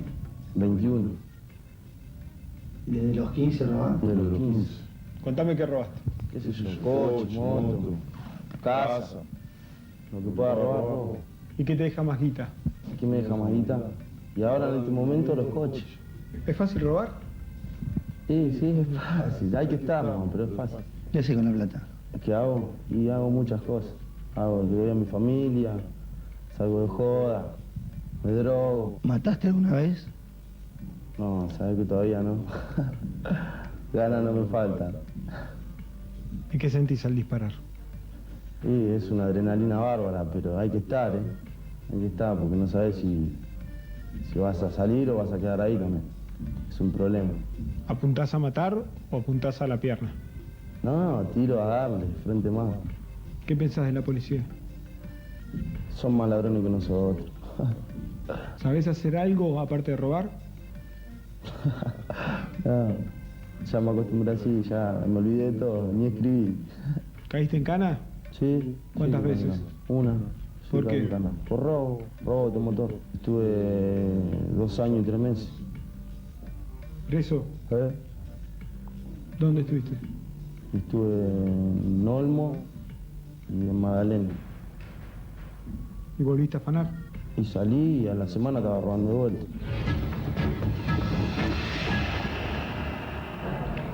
Yo veo dos cosas, no sé a ustedes qué les impresionó esto, ¿no? A mí me impresiona de este tape que logró Alejandro, dos cosas impresionantes. Primero, no hay ninguna escala de valores. Todo lo mismo, ¿no? Se roba lo que se pueda, que pueda, como sea. Se pasa de un tema al otro. No hay otra escala de valores. El hombre, el ciudadano honesto, tiene una escala de valores. Este no es que tenga otra, no tiene, carece. Lo que se llama anomia en sociología. Y la otra que más me impresionó es cuando reconoce que no mató casi como una falla. Dice, no, todavía no, ganas no me faltan. Es como que no se graduó. Iba a decir, es un escalafón. Es un escalafón. Está deseando matar. Ese hombre está deseando Ahora, Alejandro, matar. yo sé que antes de esta entrevista tuviste muchas otras de gente que te confesó que se dedicaba a esto y no aceptó la nota. ¿El clima que encontrabas en esos delincuentes era parecido o este es una excepción? Porque hay un clima como de joda, un clima socarrón frente a lo que hacen. No, por lo que en la reunión lo que me pareció así era un, digamos, como decís, socarrón, como una diversión para ellos de salir a robar. No son precavidos, no controlan ni nada. culposos, tampoco Sí. lo viste culposos. No, para nada. Lo que menos tenían era culpa. Y vean ustedes el punto del robo de autos que aparece, que antes hablábamos con el gobernador, porque el gran negocio hoy pasa por los desarmaderos, por la devaluación. El costo de los repuestos casi que se ha triplicado por lo que valen ahora las cosas en base al dólar. Desarmaderos que muchas veces están a la vista, y que seguramente cuentan con protección. Un 40% de los homicidios, Mariano, se produce en ocasión de robo de autos. O sea, este no es el tema del desarmadero no es un temita más, es todo un tema medular a la hora de hablar de los homicidios que se cometen. Además es la punta del ovillo, si no hay quien compre... ¿Sabes cuánto le pagan a cada ladrón por un auto robado? 300 pesos nada más. 300 pesos por auto. El que hace la gran diferencia es el armadero. Sí. Vamos a un segundo tape. Ahora se le pregunta al delincuente cómo es el tema de la droga y cómo es el tema de las conexiones con la policía. Para la tos, Expectosan y hierbas y miel es la línea de jarabes con extractos de hierbas, miel pura de abejas, menta, limón y eucaliptus, de sabor agradable y que no produce adicción ni somnolencia. Y para los estados gripales, una taza bien caliente de Invernosan con sabor a hierbas y miel. Alivia el dolor y la fiebre producidos por la gripe, brindando la verdadera sensación de tomar un té.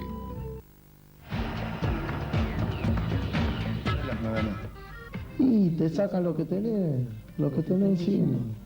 Por ahí venís con buen estéreo, o por ahí venís con, no sé, 500, 1000 pesos, que laburaste y te lo sacan. ¿Hay arreglos con la policía para robar? Sí, que agarré. ¿Cómo que no? ¿Cómo arreglas? Y viste, ya. Contame. ¿Qué sé yo? Según. A veces arreglás con coche, con moto. Te sacan los fierros, plata y te dejan, ¿entendés? Según. ¿Cuánta guita te sale a arreglar con la cana? Y la que tenga, Según la que sí, que si hiciste 1000, 2000, la tenés que poner, ¿Y con qué acostumbran salir? ¿Con qué se drogan para salir a afanar? Según, algunos salen re duros, otros empastillados, fumados. Según. ¿Vos tomás para darte ánimo? Sí. ¿Tomás cocaína? Sí. Contame, Tomo. contalo vos. Sí, agarro y tomo, siempre antes de salir tomo un poco. Salgo mejor, ¿Qué te produce? ¿Qué te da? salgo y para hacer todo más rápido, ¿viste? Para estar en el aire. Para darle que va y terminar todo urgente. ¿Lo usás para darte ánimo? Y sí, para no salir apagado, digamos. ¿Las armas las alquilás? ¿Es verdad eso que se alquilan las armas? En mi caso estoy acostumbrado a tener armas mías, todo fierro mío y nada más. ¿Qué fierro usas? Tengo una 9, un 38. Después hay fierros chicos, pero con esos dos me siento más seguro. Y el último tape que tenemos de este delincuente tiene que ver con un tema muy delicado, la utilización de menores para los asaltos.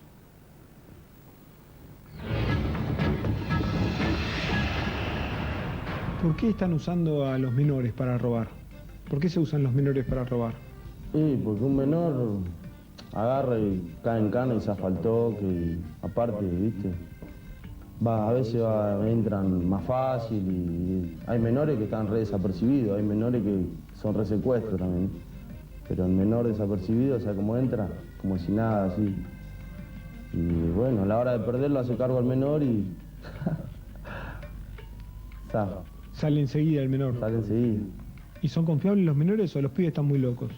No, hoy en día están re cebados, están alteradísimos. ¿Te dan miedo los menores? Sí. ¿Cómo que no? Sí. Entran, no le importa nada. ¿Los menores que salen a robar se drogan mucho? Che, viste, siempre te tomaba una pasta, te hacía un pocirrán y salía a chorear. Corte que el pocirrán no te importa nada, va a chorear, pues.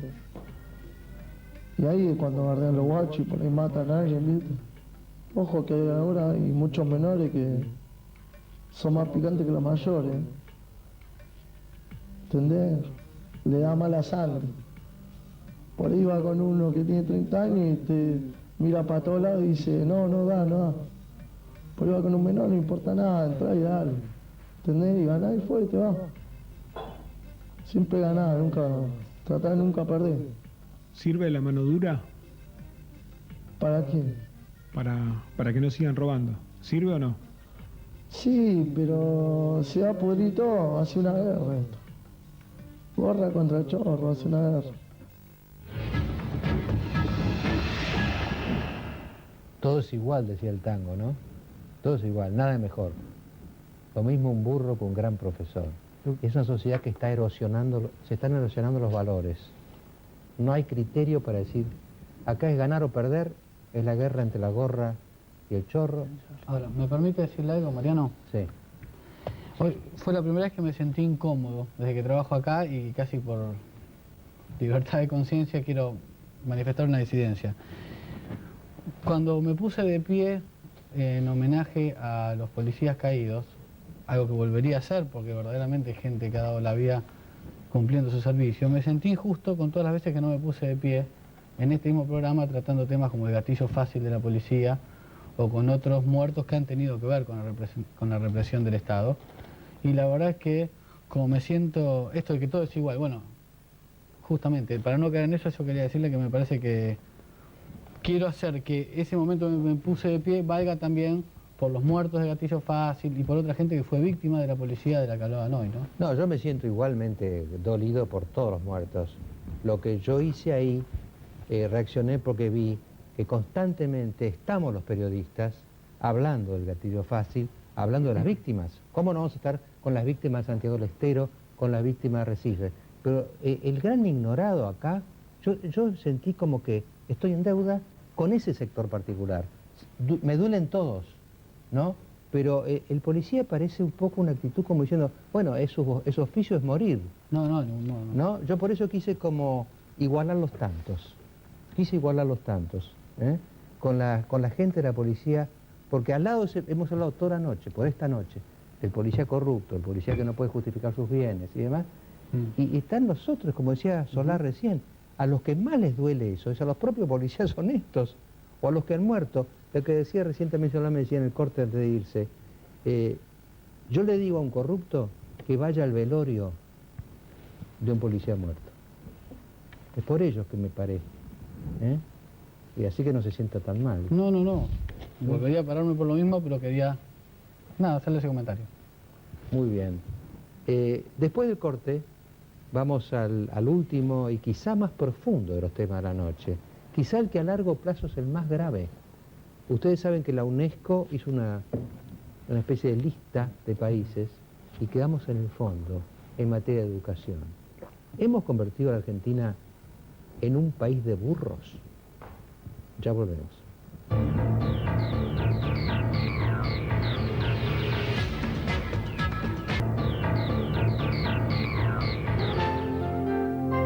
Mariano Grondona está en la red.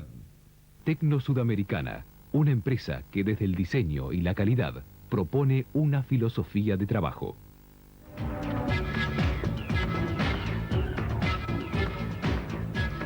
A todos nos dejó consternados esa estadística de la UNESCO sobre el pobre rendimiento argentino en materia de educación frente a países que suponíamos que estaban detrás nuestro.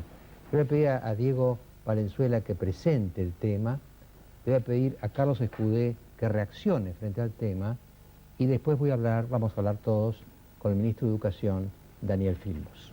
Mariano, es un estudio hecho por la UNESCO y la OCDE en base a 41 países. Respondieron chicos argentinos de 15 años, básicamente sobre 3 áreas: comprensión de textos, ciencias y matemáticas, y en todos los ítems los chicos argentinos aparecen más cerca de la cola que de la punta, muy cerca de la cola. Sobre 41 países están en el puesto 33, 34 y 37 en cada uno de estos ítems. Pero hay que hacer una aclaración. Los que están arriba son la gran mayoría de países ricos y de la OCDE. Los principales países de América Latina están atrás nuestro: México, Brasil, Chile. O sea, estamos muy mal, pero estamos de una manera parecida a otros países de América Latina. Por ejemplo, en comprensión de textos. Sí, yo creo que los guarismos realmente miden la situación. Lo que dice Diego es cierto respecto de la OCDE. No obstante ello, el estudio incluyó a países que no son de la OCDE, ¿no es cierto? Es falso lo que se dice hoy en este suplemento Zona de Clarín respecto de que la Argentina está primera entre los países que no son de la OCDE. No, está Hong Kong, que no es de la OCDE, está China, está la República de Corea, ¿no es cierto? Y estos 3 países presentan guarismos realmente impresionantes, ¿no es cierto? Es decir que a mí me consuela poco el hecho de que estemos mostrando, ¿no es cierto?, una mejor comprensión de texto que los chicos de otros países tan desafortunados como el nuestro. Yo lo que tengo presente es que la Argentina fue en alguna época un país más rico, ¿no es cierto?, en todo sentido, multidimensionalmente más rico. Nosotros fuimos un país, ¿no es cierto?, que crecía en lo económico y que al mismo tiempo desarrollaba una música popular urbana como el tango, que musicológicamente es por lo menos tan compleja como el jazz y no se puede comparar con ninguna otra, ¿no es cierto? Es decir, aquella Argentina que crecía económicamente y que al mismo tiempo crecía culturalmente, no solamente a través de la cultura de élite, el Teatro Colón, qué sé yo, ¿no es cierto?, que fue una gran institución mundial de su época, sino también a través de la cultura popular, como en el tango, esa Argentina ha desaparecido, ¿no? Es decir, y si bien es cierto que hay algunos argentinos, figuras descollantes como Daniel Barenboim, Marta Argerich, ¿no es cierto?, que, digamos, hacen historia en la gran historia de la música contemporánea, la verdad es que si nosotros le pedimos a un grupo de chicos o adultos argentinos que se pongan a cantar, bueno, son todos desentonados. No, son todos, uno oye un coro de chicos norteamericanos de cualquier escuela popular, ¿no es cierto? Y son todos maravillosamente afinados. Los argentinos son todos desentonados. Bueno, ese es un buen método, digo, pasar caminando por la puerta de las escuelas. Van a venir a buscar lo de los coros. Pero lo que yo veo acá, ¿no? Es que los auges son polidimensionales, ¿no es cierto? Es decir, y también las decadencias son polidimensionales. La Atenas de Pericles fue grande en muchísimos sentidos y después, ¿no es cierto?, durante 25 siglos, ¿no es cierto?, se sumió en la más pavorosa decadencia. Es decir, España en tiempos del siglo de oro fue lo que fue y en el siglo XIX fue el desastre que fue. Ahora, por suerte, vemos que han podido zafar de su círculo vicioso. Esperemos poder zafar del círculo vicioso, pero la verdad es que, digamos... ¿Usted piensa que es un país de burros? Acá hay un problema gravísimo, ¿no es cierto? Es decir, yo creo que en la Argentina hemos degradado el valor verdad. Por ejemplo, en esta entrevista que se publicó hoy en Clarín, a dos personas que son grandes especialistas del tema y a los que no voy a nombrar, bueno, en un momento dado se les pregunta cuál es el punto de inflexión para la cultura argentina. Es decir, y entonces, claro, la dictadura de Onganía es mencionada, con razón, la dictadura del Proceso es mencionada, con razón, pero lo que no se menciona es el eslogan del primer peronismo, alpargatas sí, libros no, ¿no? Y esta omisión nos está marcando que quienes supuestamente son gente del saber, bueno, pues para nada quiere enfrentar una verdad piantavotos. Nosotros hemos degradado el valor verdad. Es decir, y eso es lo más grave de todo, porque en esas circunstancias no hay filosofía posible, no hay ciencia posible, y más aún, tengo algo más, ¿no es cierto? Es decir, siempre que me enfrento a estas situaciones discutiendo sobre estos temas, me encuentro con que mis compatriotas sacan a las grandes estrellas, ¿no es cierto?, de la cultura, la ciencia argentina, mencionan siempre a los 3 premios Nobel, ¿no es cierto?, es decir, en ciencias, y, bueno, pues como señalando, producimos, en fin, una ciencia de alta calidad. Bueno, yo lamento desilusionarlos, ¿no es cierto?, pero nuestros 3 premios Nobel en ciencias, los premios Nobel de la Paz no cuentan porque son exclusivamente políticos, comparan muy pero muy mal con los 15 de Suiza, que tiene solo 7 millones de habitantes, los 11 de Dinamarca, que tiene solo 5 millones de habitantes, ni que hablar de los 242 de Estados Unidos, los 85 de Gran Bretaña, Canadá, ¿no es cierto?, con un poco menos de nuestra población tiene 12, ¿no es cierto?, y Australia, con la mitad de nuestra población, tiene 5. Antes de terminar de deprimirme, la pregunta que quiero hacerle es la siguiente. De acuerdo a como usted ve hoy a los chicos y el sistema educativo actual, ¿usted cree que esto se va a corregir? Porque después se le va a preguntar al ministro. Claro, yo no tengo una bola de cristal, digamos, y espero que el ministro piense que sí se puede corregir porque él tiene, ¿no es cierto?, el mandato de gobernar en este ámbito, ¿no es cierto?, de la gestión de gobierno. Y si quien gobierna pensara que no se puede corregir, bueno, pues tendría que irse a su casa. Así que yo espero que el ministro sea optimista. Yo no puedo dar el lujo de ser pesimista, ¿no es cierto?, porque estoy especialmente interesado en subrayar el problema para que lo comprendamos, porque nosotros los argentinos somos grandes negadores, ¿no? Escudé, perdóneme, sí. Usted antes mencionó Sí. las 2 dictaduras, agregó alpargatas sí, libros no, pero también de lo que se habla y es de la política neoliberal, entre comillas, de los 90 y su influencia en el sistema educativo. ¿Generó más inequidad, exclusión, desequilibrio regional en lo educativo, Sí, la seguramente política de los sí, 90? Seguramente sí, no lo dudo. Al mismo tiempo generó, digamos, universidades de excelencia en el sector privado, y yo no quiero meterme aquí en una discusión ideológica, ¿no es cierto? Pero no hay ninguna duda que la política neoliberal de los años 90 en este plano yo creo que generó más costos que beneficios. Vamos rápido, Sí, Daniel. una pregunta, por curiosidad, ¿usted estudió en la Argentina? Yo, digamos, hice la primera mitad de mi educación primaria fue en la Argentina, la segunda en Estados Unidos, la primera mitad de mi educación secundaria fue en Estados Unidos, la segunda en la Argentina, después hice mi licenciatura en la Argentina y después mis estudios de posgrado, ¿no es cierto?, en Inglaterra y el doctorado en Estados Unidos, el PhD en Yale. Es decir, que yo he conocido la mitad del ciclo primario en Estados Unidos y la mitad aquí, la mitad del secundario en Estados Unidos y aquí, ¿no es cierto? Y respecto de la educación superior, mi educación de grado fue en la Argentina, mi educación de posgrado en el exterior. ¿Y por qué no evalúa la de la Argentina? ¿Cómo? Evalúe la parte argentina. ¿Cómo le fue ahí? No, mire, es decir, resulta muy difícil hacer eso porque yo no tengo ninguna duda de que yo aprendí a razonar en Estados Unidos, pero por otro lado, Cuando a mí me trajeron a la Argentina, mis padres me trajeron a la Argentina, yo vivía en Boston y me llevaron a Tucumán. Entonces, pegué el salto, ¿no es cierto?, del corazón del desarrollo norteamericano al corazón de la Argentina más subdesarrollada. Me llevaron a un colegio particularmente bueno, ¿no?, que era un colegio que depende de la Universidad Nacional de Tucumán con 6 años, un bachillerato humanista. Entonces yo no me puedo quejar respecto a mi educación. Yo lo pero que voy a responder un poco a Daniel, hablando un poco en el nombre de Carlos. Él tiene muchos libros de educación, ¿no? El gran fracaso, ¿cómo es? Fracaso del proyecto argentino. El fracaso del proyecto argentino. Y él lo que señala en ese libro, me vas a decir si me equivoco, es que hasta, más o menos hasta Perón, todos tuvieron un proyecto educativo, los más diversos, el proyecto liberal, el proyecto nacionalista del principio del siglo XX, hasta Perón que decía Eva me ama, porque a todos les importaba, aunque la desviaran. Después no hubo más proyecto educativo.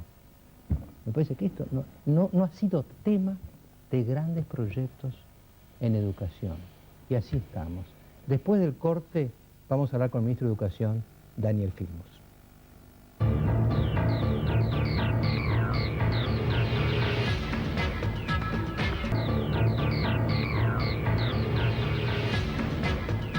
Bueno, estamos en contacto con el ministro de Educación, Daniel Filmus. Muchas gracias, ministro, por venir a esta convocatoria. El tema educativo realmente es medio marginado en los medios de comunicación. Yo quería empezar, usted es un hombre para mí joven, ¿no? Quería empezar con esto, ministro. Yo fui 40 años profesor de Derecho Político en la Facultad de Derecho, que está en primer año. Es decir, que durante 40 años me iban llegando exalumnos de colegios, de los más diversos colegios. Y le puedo decir una cosa, porque acá usted habrá visto en el bloque anterior, bueno, quién fue la culpa, en qué periodo empezó este tema de la declinación educativa argentina. Yo durante los 40 años, cada año me venía un nivel inferior al del año anterior. Tanto que al final de este largo periodo, yo no me animaba a hacer las preguntas que hacía al principio, porque era como un asesinato. Eso lo viví, creo que muchos profesores de mi generación vivimos esa especie de declinación constante. ¿Es el secundario entonces el que fracasó? ¿Cuál es su visión de esta declinación educativa que estamos atravesando los argentinos? Bueno, en primer lugar, Mariano, quiero decir que concuerdo totalmente con la declinación educativa argentina. También yo soy profesor de la Universidad de Buenos Aires en el primer año y también vivo esta situación de recibir estudiantes cada vez con más dificultades para poder comprender, a veces para tener capacidad de abstracción, para poder redactar, para poder expresarse. Realmente no solo han sido los últimos años, yo creo que, y concuerdo también con lo que usted planteaba al principio, hace muchas décadas que Argentina no tiene un proyecto nacional ni no tiene un proyecto educativo. Entonces, este tema parece que es un tema central. Argentina durante las últimas décadas ha aumentado su desigualdad, ha aumentado su pobreza, ha aumentado las condiciones de inseguridad, como vimos antes, y también ha visto decaer su prestigio educativo. La generación del 80 supo construir un país en base a la educación. Esos países que nosotros vimos anteriormente, que están por arriba de Argentina, no son países que porque son desarrollados apoyan la educación. Son países que son desarrollados porque apoyaron la educación en su momento. Exactamente la inversa. Si Argentina quiere en algún momento salir de la situación actual, quiere definir un proyecto de desarrollo autónomo, un proyecto de desarrollo integrado, que no haya más desigualdad, la única forma es empezar a invertir en educación. Ahora, ministro, ahí ¿usted ve que estemos tomando conciencia de esto? ¿Estamos tomando conciencia como sociedad de esta prioridad absoluta de la educación y que la hemos descuidado por décadas? Sí, yo creo que estamos tomando conciencia. Estas semanas han sido decisivas. Este martes, por ejemplo, el mismo día que salió el estudio, todos los gobernadores de la Argentina se reunieron para firmar un acuerdo que es tan simple, tan básico, que para algunos otros países sería casi ridículo. Todos los gobernadores de la Argentina, convocados por el presidente, firmaron un acuerdo para tener 180 días de clase. El año pasado tuvimos 160 días de clase en promedio. Hubo provincias que tuvieron 90, 80, 70 días de clase. Tenemos todos los años provincias que hacen promoción automática. Es decir, que como no tienen los días mínimos para aprobar un año, los engañan a los chicos y los pasan masivamente al año siguiente sin tomarles examen. Creo que ese elemento, por lo menos, exactamente, haber definido que la prioridad es la educación, que el primer gasto es pagar a los docentes, que los docentes cobren en tiempo y forma, y que de esta manera aseguremos un mínimo de 180 días de clase, es una cuestión básica, elemental, que no nos garantiza la calidad. pero sin clase seguramente no va a haber educación. Ministro, buenas noches. Valenzuela le habla y quería preguntarle qué hay que hacer con los docentes. ¿Cómo se consigue que su salario no sea una variable de ajuste, como ha sucedido muchas veces? ¿Cómo se los forma mejor? ¿Cómo se les exige más? ¿Y cómo se los valoriza en la sociedad? Bueno, eso es un tema de decadencia paulatina de mucho tiempo. A mediados de siglo, en la década del 60, era docente, en general una mujer de clase media, que podía estudiar, que se independizaba y era muy bien visto y era algo muy jerarquizado. Hoy la mayoría de los que siguen la carrera docente en general es porque no pueden seguir una carrera universitaria o como un mecanismo para una carrera universitaria y a veces no por vocación, sino para tener un trabajo seguro. Entonces, mejorar la remuneración de los docentes, buscar los mejores estudiantes secundarios para que elijan la carrera docente.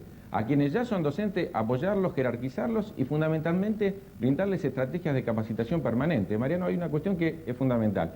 Los docentes de hace 50 años o 40 años no tenían necesidad de capacitarse permanentemente porque los conocimientos científico-tecnológicos avanzaban cada mucho tiempo. Hoy en día, un docente que, aún en ciencias sociales, no solo en ciencias naturales, no se capacita permanentemente, queda desactualizado.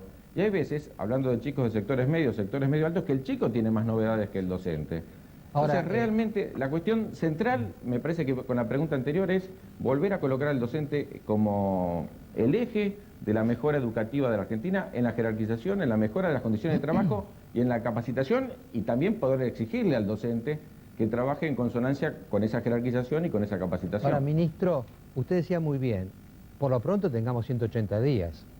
Ahora veamos qué hacemos en esos 180 días, el tema de la calidad. Nuestro personal docente, que son cientos de miles de personas esforzadas, como ha dicho Diego acá, realmente admirables, ¿no? Por un lado están muy dedicadas o dedicados a la contención social. Muchas escuelas pobres, van los chicos a comer, los tienen que sostener, y por otro lado quizá no han podido mantenerse al nivel educativo que deberían tener, y muchos de ellos rechazan ser evaluados. ¿Cómo se atienden esos dos problemas? Bueno, hay dos cuestiones. Una creo que necesariamente tiene que ver con que hay problemas que parecen educativos y no son educativos. Doy un ejemplo. Ayer salió la estadística del 17,5% de los argentinos tienen hambre. Más de la mitad de los chicos son pobres y la escuela es la única institución que atiende a esos chicos. Digamos, si no tenemos escuela, tenemos la cárcel, digamos, no hay otra institución oficial que atienda a estos chicos y realmente el elemento central es que la escuela no puede ser arrasada por la realidad. Tiene que haber un espacio pedagógico autónomo. La escuela tiene que dar de comer porque si no los chicos no pueden estudiar, pero tenemos que generar las condiciones en las escuelas para que a pesar que hay que dar de comer, a pesar que hay que contener, hay que convencer al docente que no es un asistente social sino que es un pedagogo y hay que generar un espacio de autonomía donde se pueda enseñar ciencia, matemática, lengua. Este trabajo es un trabajo de modelo de las escuelas. Creo que hay que aumentar la autonomía de las escuelas. Por ejemplo, que cada escuela tenga un proyecto, aparte del trabajo cotidiano, un proyecto autónomo de mejoramiento de la calidad. Si el año que viene, si vemos que el tema de la lengua es un tema central, ¿cómo el año que viene las 40.000 escuelas de la Argentina se plantean como el elemento central mejorar la calidad en la lengua, mejorar la calidad en la ciencia, mejorar la calidad en la matemática? Ministro. Hay que darle más autonomía para que los docentes desarrollen proyectos a nivel de cada escuela, darles confianza, insisto, jerarquización y posibilidades de capacitación para que lo puedan llevar a cabo. Ministro, ¿qué tal? Daniel Capalvo lo saluda. La pregunta es esta, ¿hay presupuesto para esto? ¿Cuál es el presupuesto que ustedes manejan? ¿Es eficiente? ¿Es suficiente? No, hay dos cosas. Uno, el presupuesto es insuficiente, el presupuesto particularmente en salarios es insuficiente, y en insumos y en un montón de aspectos que necesita la educación. Con la crisis, el presupuesto educativo realmente en la última década ha tendido a bajar y ahora tenemos probablemente el año pasado uno de los presupuestos más bajos de la historia. Este es un tema. Ahora, hay que mejorar el presupuesto, pero al mismo tiempo tomar estrategias pedagógicas de mejora. Este presupuesto con esta realidad es más de lo mismo. Hay que mejorar el presupuesto y hacer transformaciones pedagógicas que permitan que al mismo tiempo que vamos de a poco, porque no va a ser de un día para el otro, mejorando las condiciones de los docentes, en las escuelas se vayan dando las transformaciones. Por ejemplo, un tema, hoy en día no alcanza con manejar una lengua. Es verdad que nuestros chicos no saben leer y escribir, pero tenemos que pensar en las deudas del siglo XIX, porque leer y escribir tiene que ver con la promesa que por lo menos la Revolución Francesa, antes todavía, y después muchos países se fijaron en el siglo XIX, se dieron, pero también hay que mirar el siglo XXI. Necesitamos chicos que manejen 4 lenguajes. Por supuesto el lenguaje materno, pero también el lenguaje de la informática. El lenguaje una lengua extranjera por lo menos, y también el lenguaje de la expresión artística y la expresión corporal. Yo creo que son 4 elementos que nuestras escuelas tienen que empezar a colocar en el centro, teniendo como base la vuelta a lo que usted nos decía. Si uno tuviera que decir qué hay que hacer, Mariano, hay que volver a exigir como usted exigió al principio de su carrera docente. Si no somos cómplices y volvemos a generar una cultura del esfuerzo, volvemos a pedir desde el primer grado, porque hay una costumbre que la universidad mira mal a la secundaria, pero a la secundaria le respondería a Mariano, y bueno, pero como llegan los chicos de la primaria, y ahora la primaria va a decir, bueno, pero los chicos vienen del nivel inicial mal, y el nivel inicial le va a echar la culpa a la familia. En cada lugar hay que empezar a exigir lo que hace falta exigir, lo que hace falta exigir a los docentes, pero lo que hace falta también respetarlos, jerarquizarlos y apoyar a los docentes y exigir a los alumnos. Yo creo que muy importante es terminar con la cultura del SAFE y volver a la cultura del esfuerzo. Los chicos pasan de la escuela como algo que hay que transitar para tener un certificado y como están seguros que quizás no les sirve para el mercado de trabajo, no les importa lo que estudian. Hay que volver a preocuparse por cuánto los chicos saben. Y otro tema muy importante me parece que es el tema de la unidad nacional. Esa misma investigación de la UNESCO mostró que Argentina es de los 6 países más desiguales en educación del mundo. La semana pasada tuvimos una satisfacción y de 31 países, de 31 becas Guggenheim que dio Estados Unidos, 19 fueron para la Argentina. De todos los países de América Latina, Argentina se llevó más de la mitad, exactamente. Lo que hay, como en la riqueza, en la Argentina hay mucha riqueza y mucha pobreza.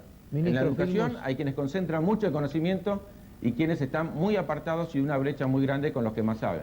Ministro Filmus, yo lo convoco para otro programa para hablar largamente de esto. En los medios de comunicación es casi un dogma que la educación aburre, en las campañas electorales no se habla de educación, y ahora usted ha traído el recuerdo de cuando Sarmiento dijo, lo primero es la educación, ¿no?